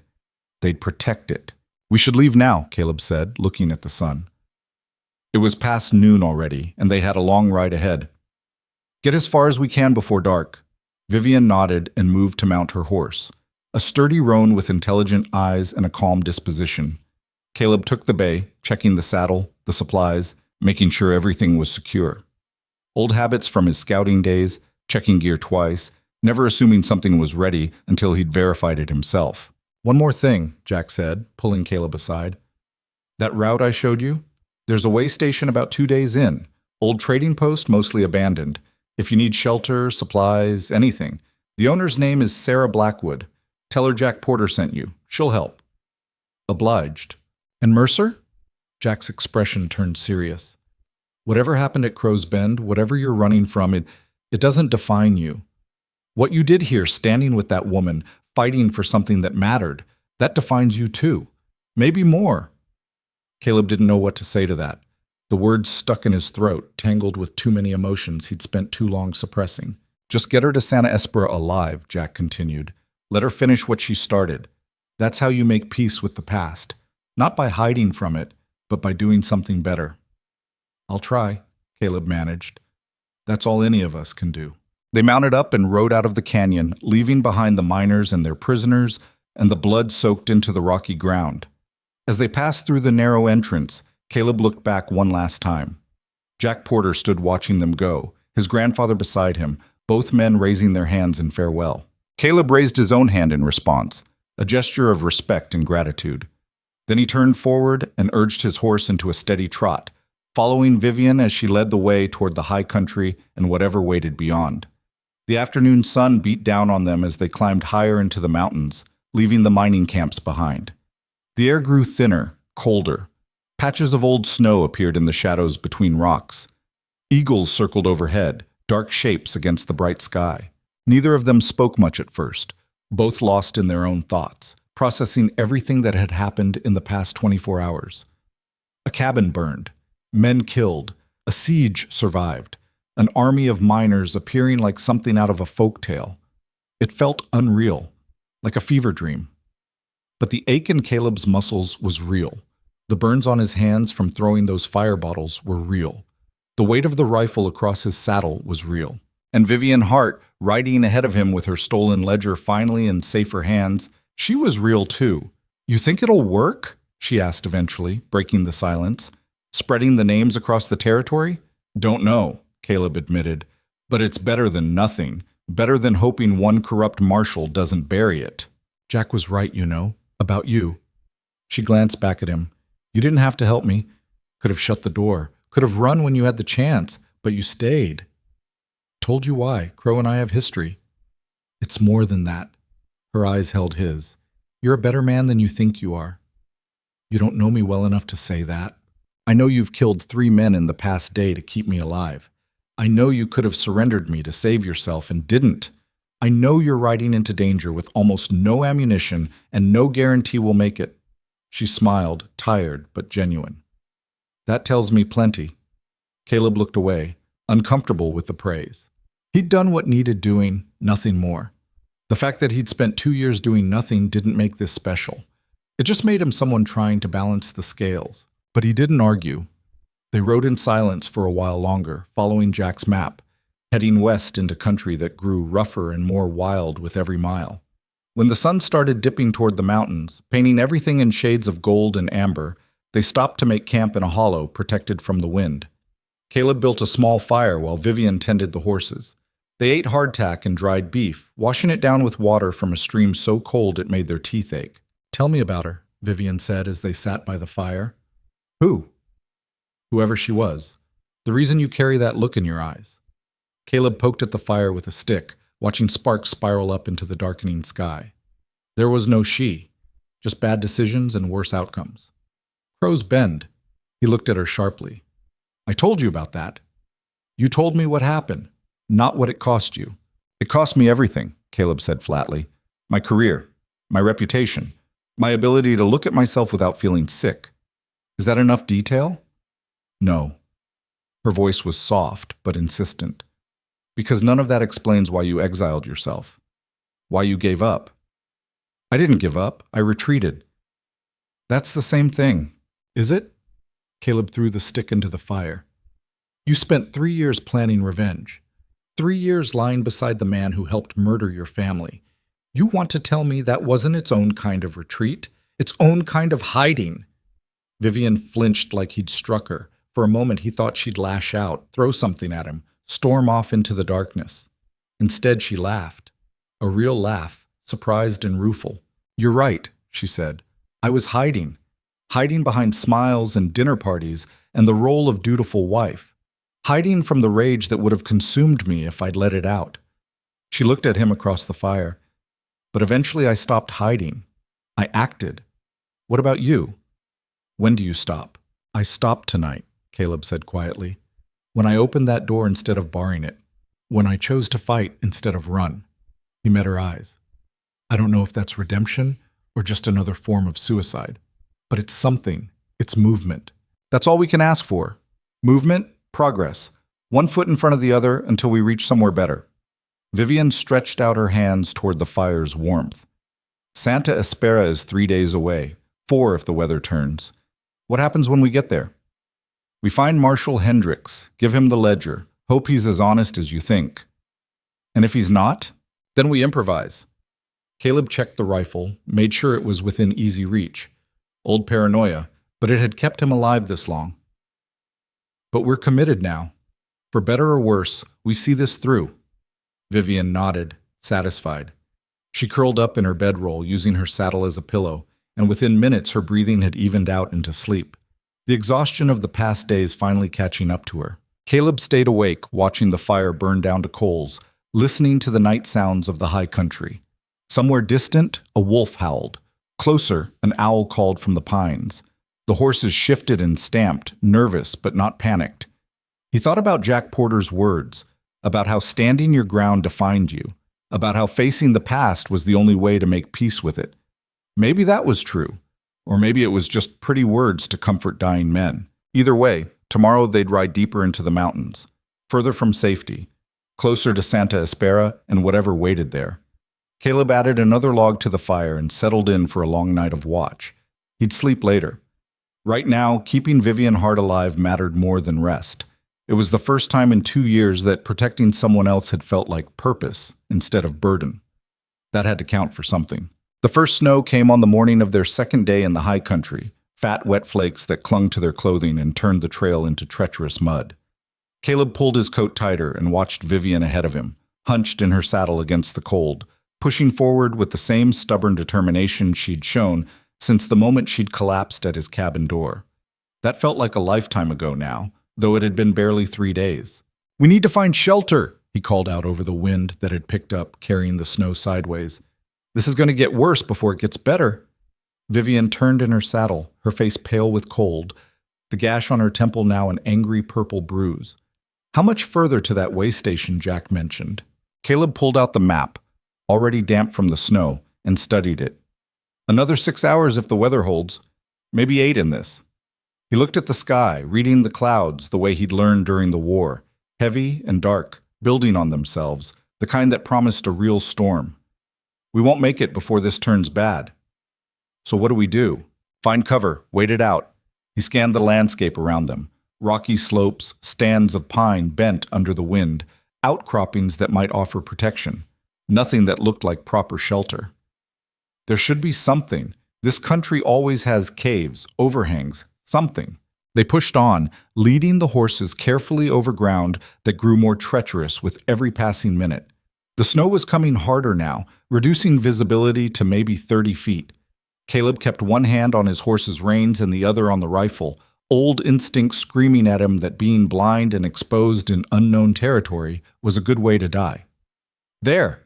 Vivian pointed to a dark opening in the rock face about 100 yards up the slope. Is that a cave? Maybe. Or maybe just a depression in the stone. Only one way to find out. They climbed toward it, the horses struggling in the deepening snow, breath steaming in the cold air. When they reached the opening, Caleb dismounted and approached carefully, rifle ready. Bears used caves. So did mountain lions. So did desperate men running from the law. But when he peered inside, he found nothing except darkness and the smell of dry stone. He struck a match, holding it up, and saw the cave extended back maybe 20 feet before narrowing to nothing. Not spacious, but enough for two people and their horses if they didn't mind being close. "Clear," he called back to Vivian. "Bring them in." They led the horses into the cave entrance, tying them where they'd have some protection from the wind. Caleb gathered what dry wood he could find near the cave mouth. Not much, but enough for a small fire if they were careful. Within 15 minutes, they had a meager blaze going, more smoke than heat, but it pushed back the worst of the cold. Vivian sat with her back against the cave wall, knees pulled to her chest, shivering. Her lips had a blue tinge that Caleb didn't like. "You need to get warm," he said. "Take off those wet clothes." "I'm fine." "You're turning hypothermic. Take them off, or I'll do it for you." She glared at him, but must have recognized he meant it, because she started peeling off her coat with shaking hands. Underneath, her blouse was soaked through, clinging to her skin. She struggled with the buttons, her fingers too numb to work properly. "Let me," Caleb said, moving beside her. He worked the buttons quickly, professionally, the way he'd done for wounded soldiers who couldn't manage themselves. Got her out of the wet blouse and wrapped her in one of the blankets from the supply pack. "Better?" "Marginally." Her teeth chattered. "This is a terrible plan. Freezing to death in a cave, very heroic. We're not freezing to death, we're waiting out a storm. There's a difference." "Is there?" "Because from where I'm sitting, they look pretty similar." Caleb added another stick to the fire, nursing it carefully. The smoke was bad, stinging his eyes, but the alternative was worse. "Tell me about Santa Espera. What's it like?" "Why?" "Because talking keeps your mind active, keeps you warm, and because I've never been there." Vivian pulled the blanket tighter and stared into the fire. "It's big. Biggest city in the territory. Maybe 10,000 people, though it feels like more during market days. Stone buildings instead of wood, actual streets with names, a courthouse that looks like something you'd see back east." She paused. "It's where William took me after we got married. He had a house there, nice place overlooking the plaza. I thought I was starting a new life." "Before you learned the truth." "Before I learned anything," her voice went bitter. "I was so stupid, so naive. I actually believed him when he said he was a businessman, believed all his stories about investments and land deals and legitimate enterprise. Never asked the right questions, never looked close enough." "You can't blame yourself for trusting someone you married." "Can't I? My father used to say that trusting the wrong person could cost you everything. I thought he was being paranoid. Turns out he was just being realistic." She looked at Caleb. "What about you? Ever married?" "No." "Ever come close?" He was quiet for a moment, watching the fire dance. "Once. During the war. Her name was Catherine. Lived in a town near Fort Gibson. She was a school teacher, smart as hell, had a laugh that could make you forget you'd spent the day tracking hostile war parties through snake-infested swamps." "What happened?" "I was gone 6 months on a long-range patrol.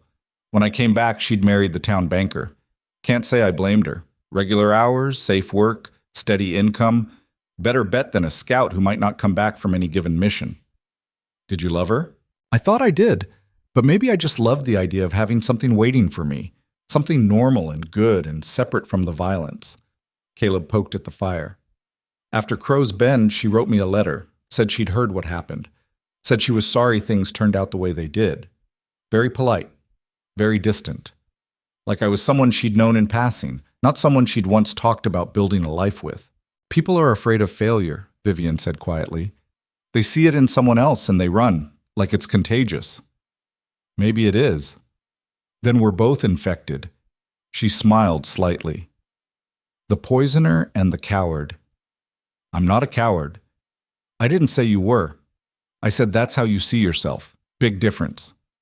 Before Caleb could respond, one of the horses whinnied nervously, ears pinned back, staring toward the cave entrance. Both of them went still, hands moving toward weapons. You hear that? Vivian whispered. Caleb listened. At first, nothing except the wind and snow. Then faintly, voices. Men talking, growing closer.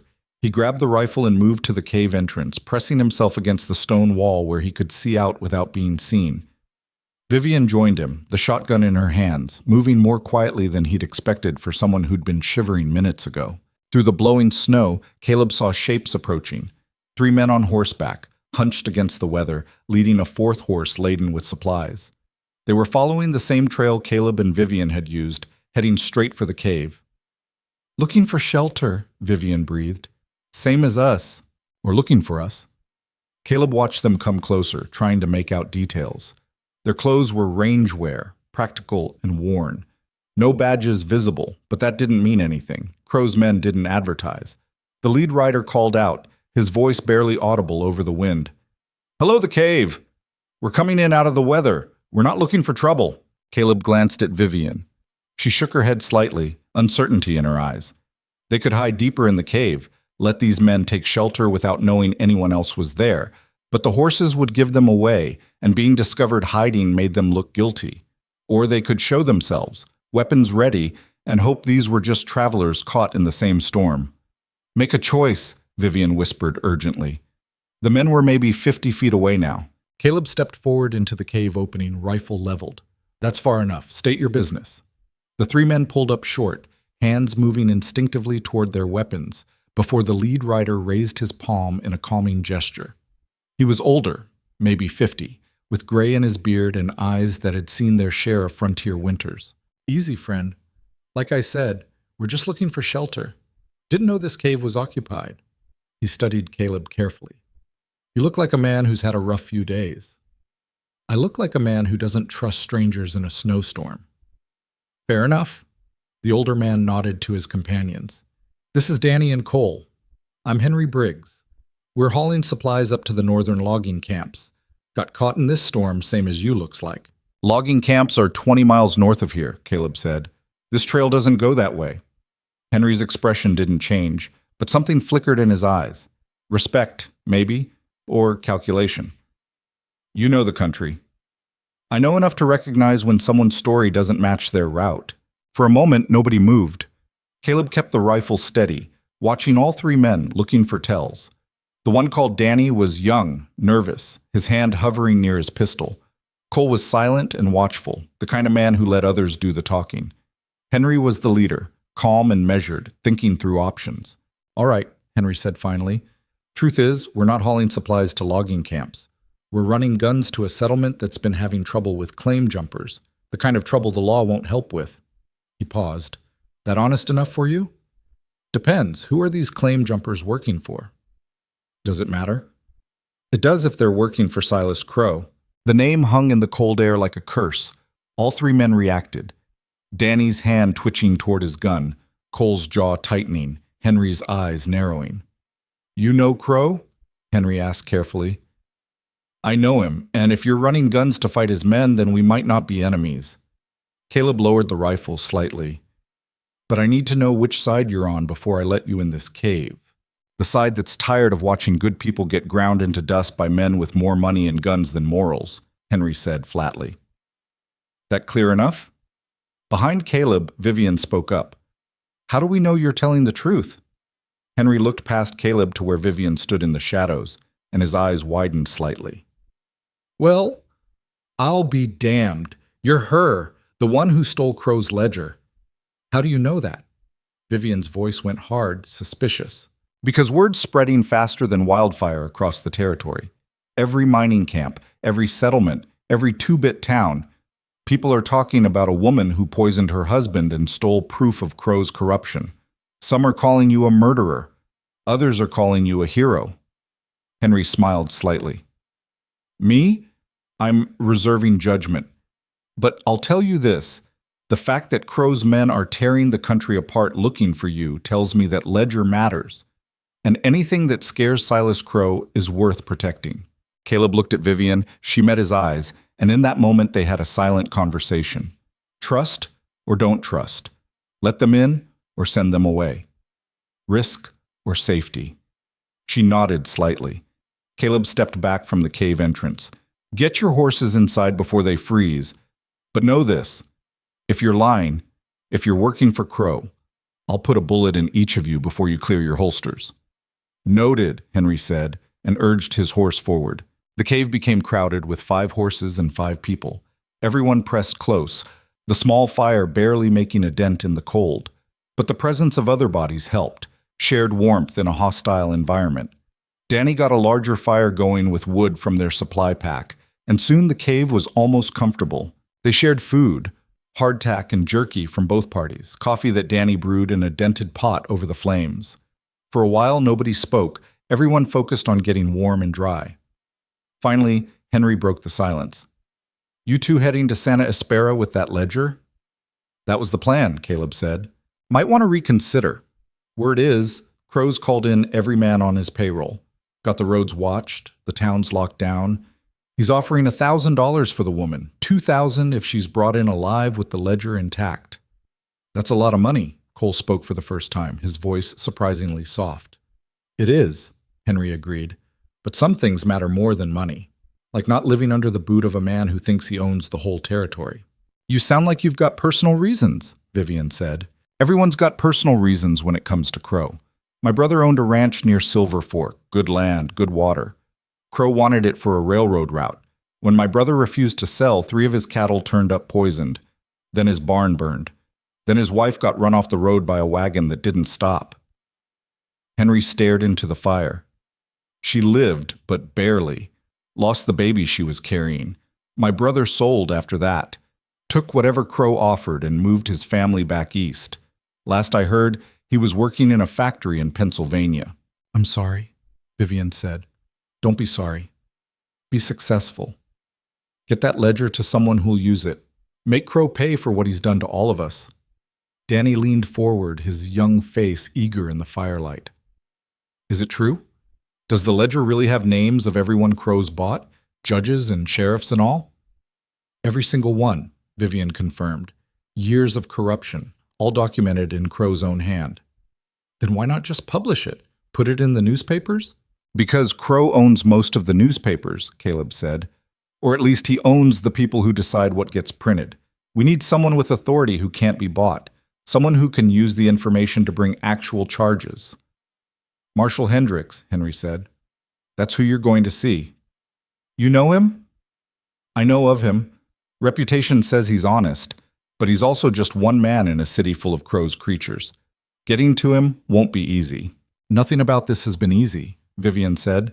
Why should that change now? They talked strategy for the next hour, Henry and his men sharing what they knew about Santa Espera, the layout of the city where Hendricks could usually be found.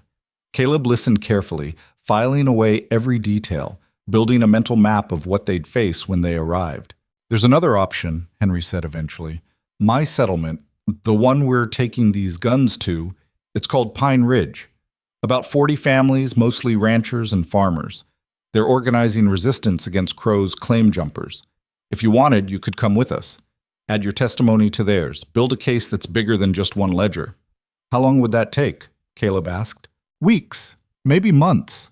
Building a legal case, gathering witnesses, making sure everything's airtight so Crow's lawyers can't tear it apart. We don't have months, Vivian said.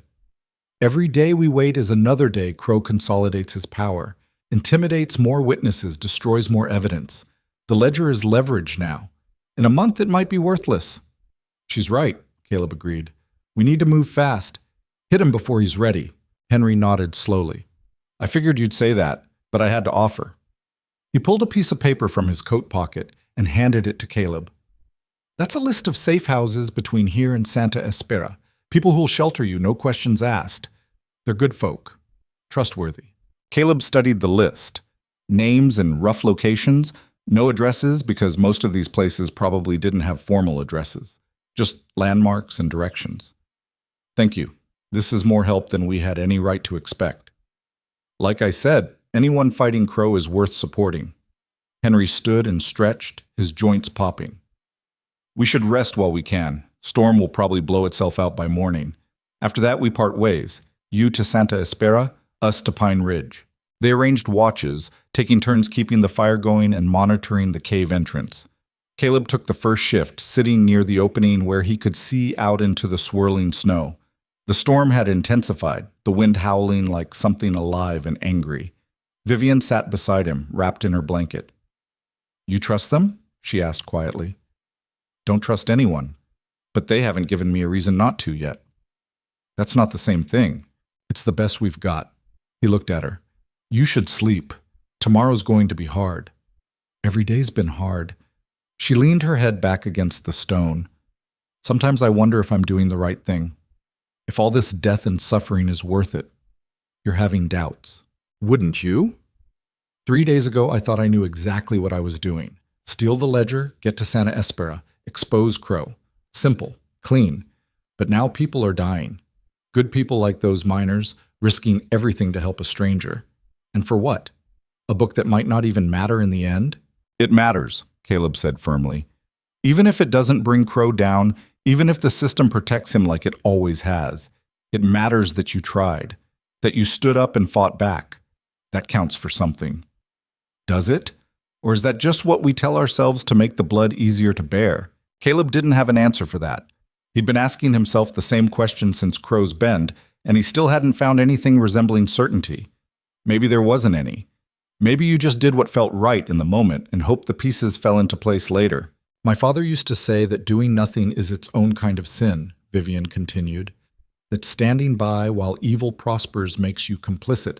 I believed him, still believe him, but I didn't understand the cost, didn't understand that fighting back would hurt so much. It always hurts, Caleb said. That's how you know it matters. She looked at him, something shifting in her expression. When did you get so wise? I'm not wise. I'm just old and tired and trying to figure things out, same as you. Well, you're doing better than me. She pulled the blanket tighter. I'm terrified, Caleb. Every moment of every day. Terrified we'll fail. Terrified we'll die before we even get to Santa Espera. Terrified that even if we succeed, it won't change anything. Fear means you're still alive, still fighting. The day you stop being afraid is the day you've given up. Is that what happened to you at Black Hollow Ridge? You stopped being afraid? Caleb thought about that. About the 2 years he'd spent in isolation, hiding from the world, from responsibility, from everything that had made him who he was. Had he stopped being afraid? Or had he just stopped caring? I don't know, he admitted. Maybe, but I'm afraid now. Afraid we won't make it. Afraid I'll fail you the way I failed everyone at Crow's Bend. Afraid that this whole thing is just me trying to make up for something that can't be fixed. Then we're both terrified, Vivian said. Good. At least we have that in common. She leaned her head on his shoulder, and after a moment of surprise, Caleb relaxed, accepting the weight, the warmth, the simple human comfort of another person close by. They sat like that for a long time, watching the fire burn down, listening to the storm rage outside. Eventually, Vivian dozed off, her breathing evening out, her body going slack against him. Caleb stayed awake, keeping watch, thinking about everything that had brought them to this cave in the middle of a snowstorm. 3 days ago, he'd been alone. Now he was responsible for someone else's life, entangled in a fight he'd tried so hard to avoid. And the strangest part was, he didn't regret it. Not the fighting, not the running, not the alliance with this fierce, broken woman who'd crashed into his life, trailing blood and fire. For the first time in 2 years, he felt like he was moving towards something instead of away from it. Morning came gray and cold, the storm finally blown out, leaving behind a world buried in white. They saddled the horses and prepared to part ways with Henry and his men. You sure about this? Henry asked as they stood outside the cave, breath steaming in the frigid air. It's not too late to come with us. Safety in numbers. We're sure, Caleb said, but thank you for everything. Henry clasped his hand, rough grip firm and honest. Good luck. And if you make it to Santa Espera, if Hendricks actually does something with that ledger, send word north. We'll spread it to every settlement between here and the Canadian border. We will. They mounted up and rode in opposite directions, Henry's group heading northwest toward Pine Ridge, Caleb and Vivian continuing southwest toward Santa Espera and whatever fate waited there. The way station appeared on the afternoon of the third day, exactly where Jack's map said it would be. A rough-built structure of logs and stone, smoke rising from a chimney, a corral with 2 horses standing hip-shot in the weak sunlight. That's it, Caleb said. Sarah Blackwood's place. They approached cautiously, but before they'd covered half the distance, a woman emerged from the trading post.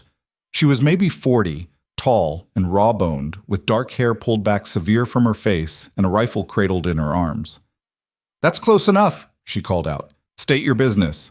"Jack Porter sent us," Caleb replied. "Said you might have supplies to spare."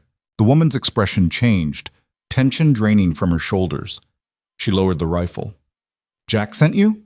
Why didn't you say so right off?" She beckoned them forward. "Come on then, get those horses inside before someone sees them from the road." They followed her into the trading post, which was bigger than it looked from outside. Shelves stocked with goods, furs hanging from the ceiling, a pot of something that smelled like stew bubbling over a fire. "Sarah Blackwood," the woman said, offering her hand. "You're the ones everyone's talking about, the scout and the poisoner." "Word travels fast," Vivian said dryly. "Word travels at the speed of gossip, which is faster than anything except maybe bad news." Sarah looked them over with an evaluating eye. "You both look like you've been dragged behind a horse for about 50 miles. When's the last time you ate a proper meal?" "Couple days ago," Caleb admitted, "at the mining camp." "Then sit, eat. I'll pack you provisions for the rest of your journey." She ladled stew into wooden bowls and set them on a rough table. "And while you eat, you can tell me what you need." The stew was venison and potatoes, simple but hot and filling. Caleb ate mechanically, shoveling food down, not realizing how hungry he'd been until the warmth hit his stomach. "We need to get to Santa Espera without being seen," Vivian said between bites. "Every normal route is probably watched." "Oh, it is," Sarah confirmed. "Crow's got men on every road, every trail, every mountain pass. He's not taking chances." She pulled out a map of her own, more detailed than Jack's. "But there's a way. Old smugglers' route from back when this was disputed territory and people needed to move goods without paying tariffs. Goes through the Badlands south of the city. Rough country, not many people, even fewer who'd report seeing you." "How rough?" Caleb asked. "Rough enough that you'll wish you'd taken your chances with Crow's men, but at least you'll be alive to wish it." She traced the route with her finger. 2 days hard riding if the weather holds. Brings you into Santa Espera from the south side near the rail yards. From there, you're on your own." "We've been on our own from the start," Vivian said. "What's 2 more days?" Sarah studied her with something like approval. "You're tougher than you look. Good. You'll need that." She went to a shelf and pulled down a small leather pouch. "Take this. Medicine. Bandages. Whiskey for disinfecting wounds or fortifying courage, whichever you need more." "We can't pay," Caleb started. "Did I ask for payment?" "Jack Porter's vouching for you is payment enough. That boy's helped me more times than I can count. I owe him." She pressed the pouch into his hands. "Now finish eating and get out of here. You've already stayed too long. Someone might have seen you coming in." They finished the stew, loaded up with supplies Sarah insisted they take, and prepared to leave. As Caleb was checking his saddle, Sarah pulled Vivian aside. He couldn't hear what they said, but he saw Sarah grip Vivian's shoulder, saw something pass between them. Understanding, maybe, or solidarity. 2 women surviving in a hard country where survival wasn't guaranteed. Then they were riding again, heading south into the Badlands, leaving behind Sarah Blackwood and her way station and any illusion of safety. The Badlands earned their name. 2 days of riding through country that looked like the surface of a hostile moon.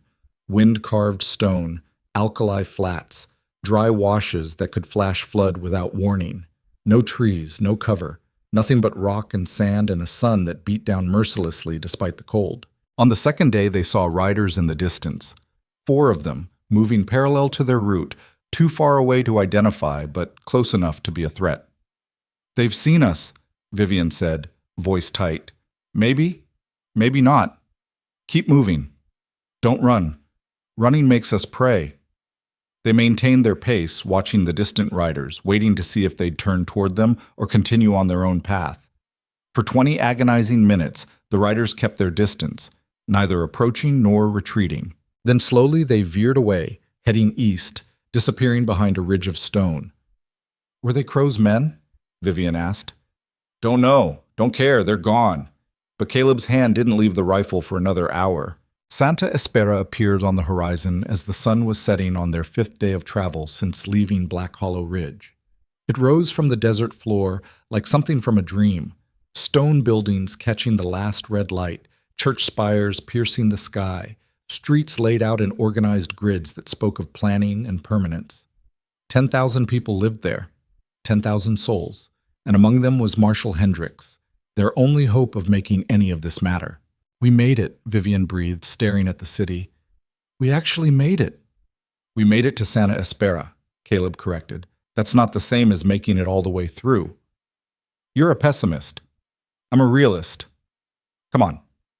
Let's find somewhere to hide these horses and figure out our next move. They circled the city, entering from the south as Sarah had instructed, near the rail yards where the noise and activity provided cover. Nobody paid attention to 2 more dusty travelers among hundreds. They found a livery stable run by a man who asked no questions and took their money without comment. Then they walked into Santa Espera proper, and Caleb felt the city close around them like a fist. This wasn't the open country where you could see threats coming from miles away. This was crowds and noise and 1,000 places for an ambush to hide. Stay close, he told Vivian. Don't look at anyone too long. Don't draw attention. They found a cheap boarding house on the edge of the city center and paid for a room using the last of Caleb's money.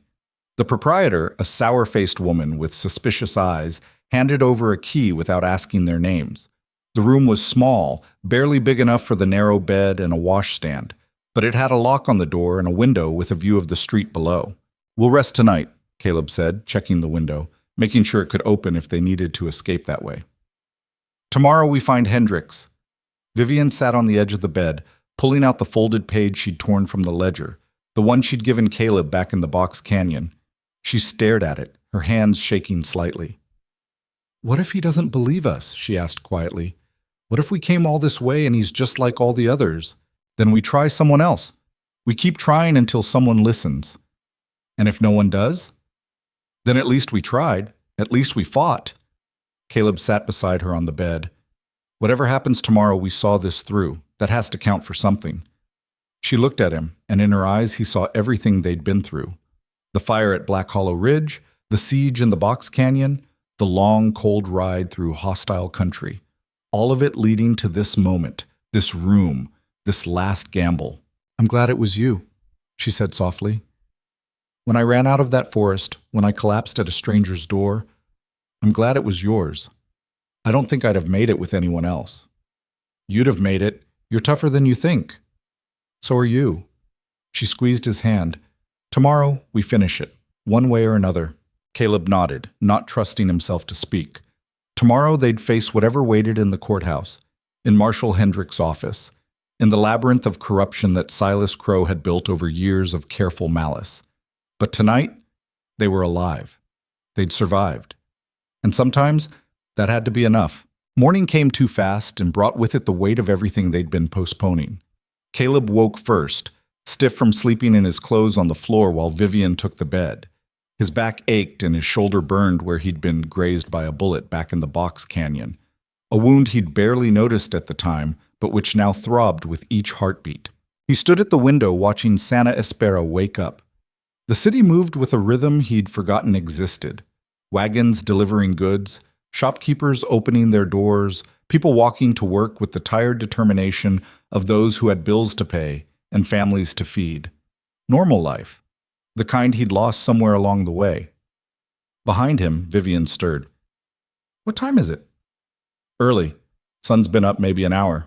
She sat up, running her hands through her tangled hair, and he saw her wince. Everything hurt after 5 days of hard riding and harder living. But she stood anyway, moved to the washstand, splashed water on her face. How do we do this? She asked, staring at her reflection in the cracked mirror. Just walk into the courthouse and ask for Marshall Hendricks? That's the plan. That's a terrible plan. You have a better one? She didn't answer, which was answer enough. They dressed in the cleanest clothes they had, which wasn't saying much, and Caleb checked his weapons one last time. The rifle, the pistol, the knife at his belt. Old habits. Though what good they'd do against an entire corrupt system, he couldn't say. They left the boarding house and walked toward the city center, moving with the morning crowds, trying to blend in. But Caleb felt exposed, like everyone who looked at them knew exactly who they were and what they carried. His hand kept drifting to the rifle, and he had to force himself to stop, to walk naturally, to not give them away through his own paranoia. The courthouse rose ahead of them, 3 stories of pale stone with columns across the front that were meant to inspire confidence in justice. Caleb had seen too many courthouses to be inspired anymore. He knew what happened inside them. Deals made, truth bent, power protecting itself while the powerless got ground into nothing. There, Vivian pointed to a side entrance where a man in a marshal's uniform was entering the building. Should we follow him? Not yet. Let's watch first. See who comes and goes. They found a bench across the street, partially hidden by a vendor's cart, and settled in to observe. For an hour they watched lawyers arrive, clerks carrying stacks of papers, judges in their formal robes, citizens with the nervous look of people about to face the law. Everything looked legitimate. Everything looked normal, which meant nothing. Corruption didn't announce itself with signs. That's him, Vivian said suddenly, gripping Caleb's arm. That's Hendricks. Caleb followed her gaze to a man climbing the courthouse steps. Late 40s, built solid, with iron gray hair and a face carved by weather and hard decisions. He wore a marshal's badge on his vest and carried himself with the straight-backed posture of someone who took his authority seriously. But there was something else, too. A wariness in how he scanned the street before entering, like a man who knew he had enemies. You're sure? I saw him once, years ago, when he came to Silver Fork investigating a murder. He actually arrested someone, actually made it stick. It's him. Then we move. Caleb stood, checked the rifle one more time, and started across the street. They climbed the courthouse steps and pushed through the heavy doors into a lobby that smelled of old paper and floor wax. A clerk looked up from his desk, eyes narrowing at the sight of 2 dusty travelers with weapons. Can I help you? We're here to see Marshal Hendricks, Caleb said. It's urgent. The marshal doesn't see anyone without an appointment. You can leave a message. This can't wait. Vivian stepped forward, and something in her voice made the clerk hesitate. Tell him it's about Silas Crow. Tell him we have evidence. The clerk's expression changed, a flicker of fear crossing his face. I don't know what you're talking about. The marshal is busy with... Tell him, Caleb interrupted, letting his hand rest on the rifle. Or we'll find him ourselves. The clerk swallowed hard and disappeared through a door behind his desk. They waited, tension building with each second.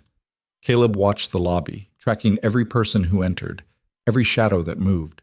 If Crow had people in this building, and he almost certainly did, then word of their arrival was already spreading. The clerk returned looking pale. He'll see you, 3rd floor, end of the hall, but the marshal says you have 5 minutes, so make it count. They took the stairs 2 at a time, Vivian moving fast despite the exhaustion Caleb knew she must be feeling. The hallway on the 3rd floor was narrow and dim, doors on either side marked with names of judges and court officials. At the end, a door stood slightly open, light spilling through. Caleb knocked once and entered. Marshal Hendricks sat behind a desk covered in papers and files, and his hand was resting on a pistol that lay within easy reach. He studied them with the flat, evaluating gaze of a lawman who'd seen every kind of trouble humanity could produce. Close the door, he said. Sit. They did. Caleb kept the rifle across his lap, not threatening, but not defenseless either. My clerk says you have evidence about Silas Crow, Hendricks said. I'm listening. Vivian pulled out the folded page from inside her blouse, the list of names she'd torn from the ledger. She placed it on the desk between them. This is a partial list, judges, sheriffs, land agents, politicians, everyone Crow has bought over the past 5 years. Payments, dates, amounts, all in his own handwriting.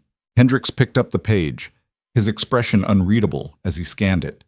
Caleb watched his eyes move down the names, saw the slight tightening of his jaw when he recognized some of them.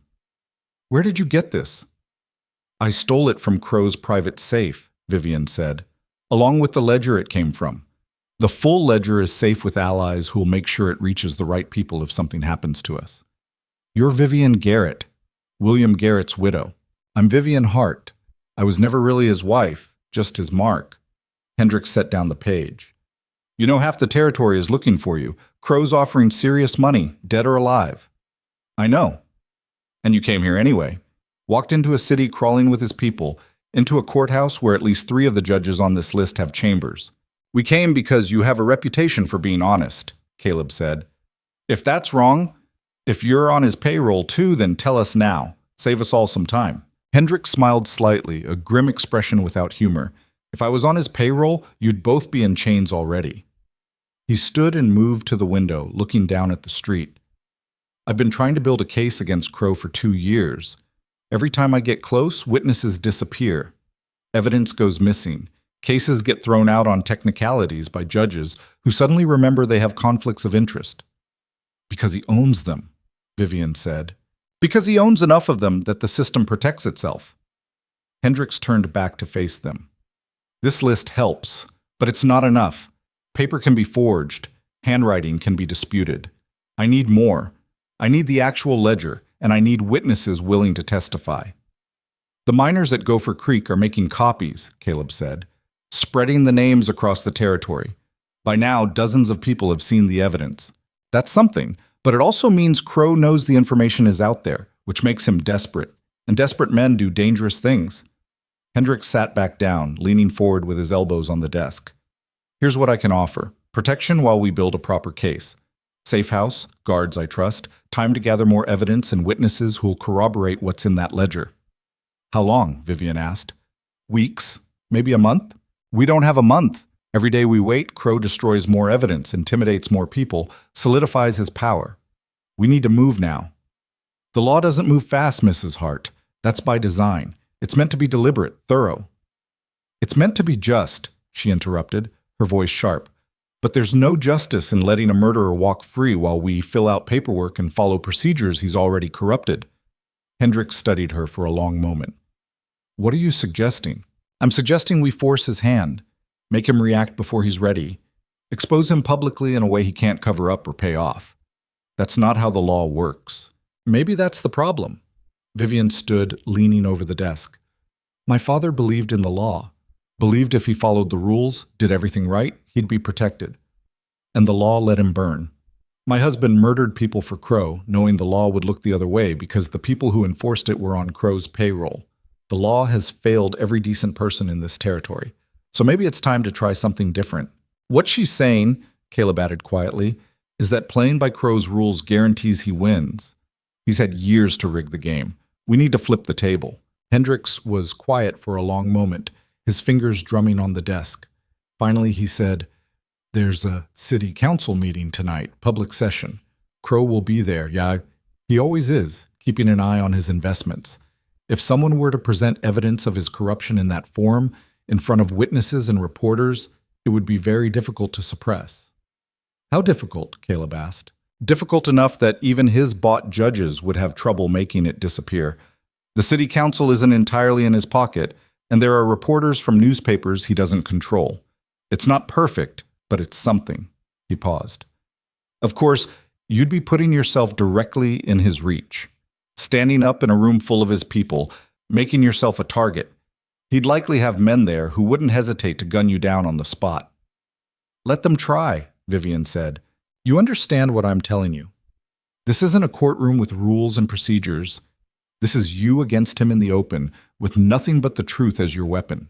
People have died for less. People have been dying already, she said.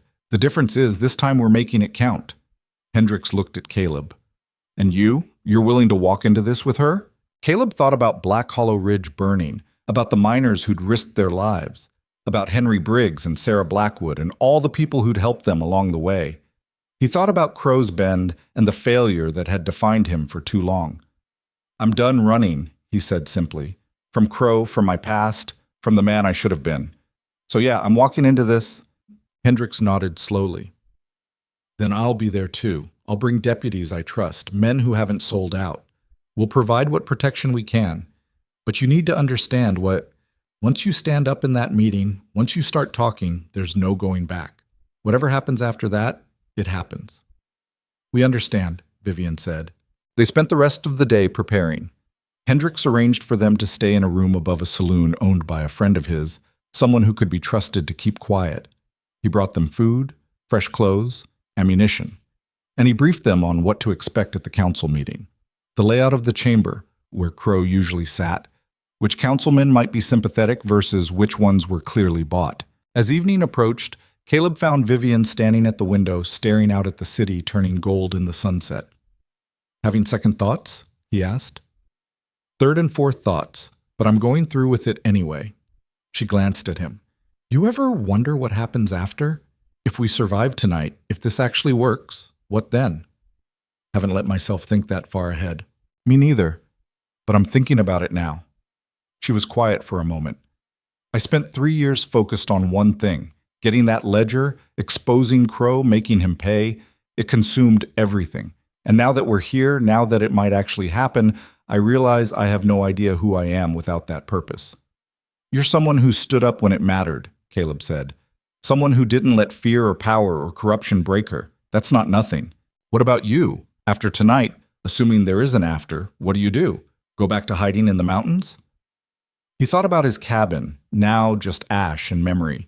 Thought about 2 years of isolation that had solved nothing, fixed nothing, made nothing better. No, I think I'm done hiding. Don't know what that means yet, but I know that much. We could rebuild, she said softly. Not the cabin. Something new. Something better. Together. Caleb looked at her, seeing not the desperate woman who'd collapsed at his door, but someone who'd walked through fire and come out stronger for it. Someone who'd matched him step for step through hell and never once faltered. Let's survive tonight first, he said. Then we'll talk about after. The city council chambers were packed when they arrived. Every seat filled, people standing along the walls. The room buzzed with anticipation. Everyone had heard rumors of something big happening, though few knew exactly what. Caleb spotted reporters with notebooks, businessmen in fine suits, working folks in their best clothes, all crowded together waiting for the meeting to begin. And there, in the front row, sat Silas Crow. He was smaller than Caleb remembered, or maybe the years had just built him up into something larger in memory. But the eyes were the same, cold and calculating, missing nothing. He wore expensive clothes and an expression of mild boredom, like a man attending a tedious but necessary business function. Those eyes found Caleb across the crowded room, and something flickered in them. Recognition. Surprise. Then a smile, thin and mean. He knows we're here, Vivian whispered. Good. Let him sweat. They made their way to seats near the back, Hendricks and 2 of his deputies positioning themselves strategically around the room. Caleb counted at least 5 men who were obviously Crows. The way they watched the crowd, hands hovering near concealed weapons, radiating menace. The council chairman called the meeting to order, and for 20 minutes they dealt with routine business. Street repairs, licensing disputes, budget allocations. Tedious minutiae that made people shift in their seats and check pocket watches. Then the chairman asked if there was any new business from the floor. Vivian stood. I have something to present to the council. Every head in the room turned. Crow's smile widened, but his eyes stayed flat and dead. And you are? The chairman asked. My name is Vivian Hart, and I'm here to expose a criminal conspiracy that's been corrupting this city and this territory for years. Murmurs rippled through the crowd. The chairman banged his gavel. That's quite a claim, Miss Hart. Do you have evidence to support it? I do. She pulled out the folded page and held it up. This is a list of public officials who've been taking bribes from Silas Crow. Judges, sheriffs, land agents, politicians, all bought and paid for, all documented in Crow's own handwriting. The murmurs became shouts. The chairman banged his gavel harder. Order! We will have order. Crow stood slowly, and the room went silent. When he spoke, his voice was calm, almost amused. This is quite a performance, Mrs. Garrett. Or should I say Mrs. Hart? You seem uncertain about your own name. I'm certain about yours, she shot back, and about what you've done, the families you've destroyed, the people you've murdered, the law you've corrupted. Strong words from a woman who poisoned her own husband. Crow looked around the room, playing to the audience. That's right, folks. This woman standing before you is a confessed murderer. Killed William Garrett with arsenic, then fled with documents she stole from him. And now she comes here with wild accusations, expecting you to believe her lies. They're not lies. Vivian's voice rang out clear and strong. I did kill my husband because he was part of your organization, because he helped you murder my family when I was 17 years old, because he was a monster and monsters need to be put down. The room erupted. People shouting, arguing, the chairman's gavel pounding uselessly. And through it all, Crow stood watching, his expression never changing. Then Caleb stood. I was at Crow's Bend. The room went quiet again. Crow's eyes narrowed. I was at Crow's Bend when Silas Crow, then a militia lieutenant, ordered his men to burn a peaceful village. I watched through a spyglass from a ridge as they killed everyone. Men, women, children, everyone. And I did nothing to stop it. Caleb's voice was steady, but he felt something breaking open inside him, old guilt finally finding air. I've lived with that failure every day since, but I won't fail again, not today, not with the chance to finally make him answer for what he's done. You're insane, Crow said, but for the first time his composure was cracking. Both of you, making up stories, forging documents? Then let's test that, Hendricks said, standing from where he'd been watching. Let's bring in a handwriting expert. Compare the ledger to known samples of your writing. If it's forged, that should be easy to prove. I don't have to prove anything. The burden of proof is on the accuser. Usually, Hendricks agreed. But when the accuser has a ledger with your seal, your signature, your handwriting detailing years of criminal activity, that's what we call probable cause, which means I can detain you for investigation. Crow's men started moving, hands going to weapons. Hendricks's deputies drew their guns. For a moment, the room balanced on the edge of violence. Then, one of the councilmen, an older man Caleb didn't recognize, stood up. I've heard enough. Mr. Crow, I move that we suspend this meeting and turn this matter over to the territorial authorities for proper investigation. All in favor? 3 other councilmen raised their hands immediately, then a 4th, then 2 more. 7 votes out of 10. Motion carries, the chairman said, looking shaken. Marshal Hendricks, you have authority to Whatever he was going to say was cut off by the sound of gunfire from outside the building. Everyone dropped, scrambling for cover, and Caleb saw Crow bolt for a side door, his men creating a protective screen. He's running, Vivian shouted. Caleb was already moving, rifle in hand, pushing through the panicked crowd. He burst through the side door into an alley and saw Crow sprinting toward where horses were tied. Behind him, more gunfire. Crow's men creating chaos, keeping the deputies busy. Crow! Caleb's voice echoed off the alley walls. Crow turned, and in his hand was a pistol. He fired twice, bullets chewing into the brick beside Caleb's head. Caleb dove behind a water trough and came up shooting, but Crow was already on his horse, wheeling around. You should have stayed dead, Mercer, Crow shouted. Should have stayed hidden in your mountains. Should have, Caleb agreed, lining up his shot. But then I'd have missed this. He fired. The bullet caught Crow in the shoulder, spinning him, and he fell from his horse into the dirt. The animal bolted, leaving Crow lying there, blood spreading across his expensive shirt. Caleb walked forward, rifle trained on him. Crow tried to raise his pistol, but his arm wouldn't work right. He stared up at Caleb with hate and disbelief. You can't win, Crow said through gritted teeth. I own this city. I own half the territory. Shooting me doesn't change that. Maybe not. But at least you'll answer for Crow's Bend, for the Hearts, for every life you've destroyed. Caleb lowered the rifle slightly. And you're wrong about one thing. I can win. Because winning isn't about walking away clean. It's about making sure you don't walk away at all. Hendricks appeared at the alley entrance with his deputies. They surrounded Crow, weapons drawn. The marshal looked at Caleb, then at Crow bleeding in the dirt. Is it done? Hendricks asked. It's done, Caleb said. 3 weeks later, Caleb stood on the ridge above where his cabin used to be. The ruins had been cleared away, the burned timbers hauled off, the ground leveled. Nothing left to show that anyone had ever lived there except the stone foundation and the memories. Vivian stood beside him, her arm still in a sling from where she'd been grazed by a bullet during the chaos after the council meeting. They'd both survived, though not without scars. But scars were just proof you'd lived through something worth surviving. "You sure about this?" she asked. "Not even a little bit," Caleb admitted. "But I'm doing it anyway." They'd made a plan, the two of them, sitting in Hendrick's office while lawyers and investigators swarmed over Crow's organization like ants on a corpse. The ledger had broken open everything.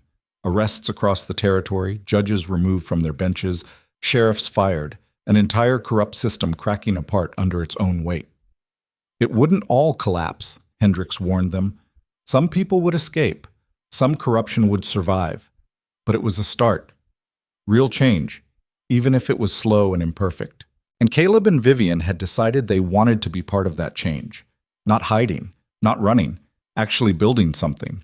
Behind them, workers were unloading lumber from wagons.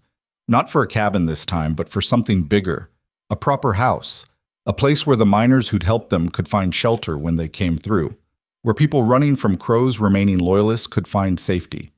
A way station like Sarah Blackwood's, but closer to the settlements. "You think people will come?" Vivian asked. "They'll come. People always need help. Question is whether we'll be any good at giving it." She laughed. "We've kept each other alive this long. That's something." "That's everything," Caleb corrected. They'd learned something out there in the blood and fire and desperate rides through hostile country. They'd learned that standing up mattered, even when you were terrified. That trying counted, even when you failed. That two broken people could hold each other together and maybe, just maybe, become something better than they'd been alone. It wasn't redemption, exactly. The things Caleb had done, the failure at Crow's Bend, the years of hiding, those didn't just disappear because he'd finally done something right. And Vivian would always carry the weight of what she'd suffered, what she'd done to survive. But it was movement, progress. One foot in front of the other towards something that looked like hope. Jack Porter rode up the trail as the sun was setting, bringing supplies and news from Gopher Creek. "Place looks different already," he said, surveying the construction. "Bigger than I expected." "Turns out we're ambitious," Vivian said. "Who knew?" "The territory owes you both a debt." Jack dismounted and handed Caleb a newspaper. "Front page. Thought you'd want to see it." The headline read, "Territorial Corruption Exposed." Below it, a long article detailing the arrests, the ledger, the testimonies of dozens of witnesses who'd finally found the courage to speak up. And in the middle of the story, a paragraph about a widow who'd risked everything and a scout who'd emerged from exile to help her. Caleb read it twice, then handed the paper back. "They got most of it wrong." "They got enough right," Jack said. "And people are talking about standing up, about fighting back, about not letting powerful men crush them anymore." He smiled. "You two started something, whether you meant to or not." After Jack left, Caleb and Vivian sat on the foundation stones watching the sunset paint the mountains in shades of orange and gold. The workers had gone back to their camp for the night, leaving them alone with the evening and each other. "You think we did the right thing?" Vivian asked quietly. "All the people who died, the chaos we unleashed. Was it worth it?" "I don't know," Caleb said honestly. "But I know doing nothing would have been worse. Crow would still be out there, destroying lives, buying justice. At least now there's a chance for something better." "A chance isn't a guarantee." "No, but it's more than we had before." She leaned against him, and they sat in comfortable silence as the stars began appearing overhead. Somewhere in the distance, an owl called. The wind moved through the pines with a sound like breathing. The world continuing, indifferent to their small victories and smaller hopes. But that was all right, because they'd learned that the world didn't owe them anything. You had to fight for what mattered, stand up when it counted, choose to act instead of hide, even when the cost was high and the outcome uncertain. That was the lesson, Caleb thought. Not that good always triumphs or that justice inevitably prevails, but that trying matters, that showing up for each other, for strangers, for the idea that things could be better. That's what separates us from the wilderness. That's what makes us human. "Come on," Vivian said eventually, standing and offering him her hand. "Let's go help with supper. Those workers will be hungry." Caleb took her hand and let her pull him up. Together they walked toward the workers' camp, toward the fire and voices and the messy, imperfect community they were building from nothing but determination and hope. Behind them, the foundation of their new house sat solid against the earth, ready to be built upon. A beginning, not an ending. And for two people who'd spent so long running from their pasts, a beginning was exactly what they needed. The story of Black Hollow Ridge would be told for years across the frontier, embellished and altered with each retelling until truth and legend blurred together. Some versions made Caleb and Vivian into heroes, others into outlaws who got lucky. A few even claimed they died in that final confrontation, martyrs to a cause bigger than themselves. But the truth was simpler and more complicated than any story. They were just two broken people who'd chosen to stop breaking, who'd found each other at the right moment and held on through everything that followed. Who'd learned that courage wasn't the absence of fear, but the decision to act despite it. And in the end, maybe that was enough. Maybe that was everything.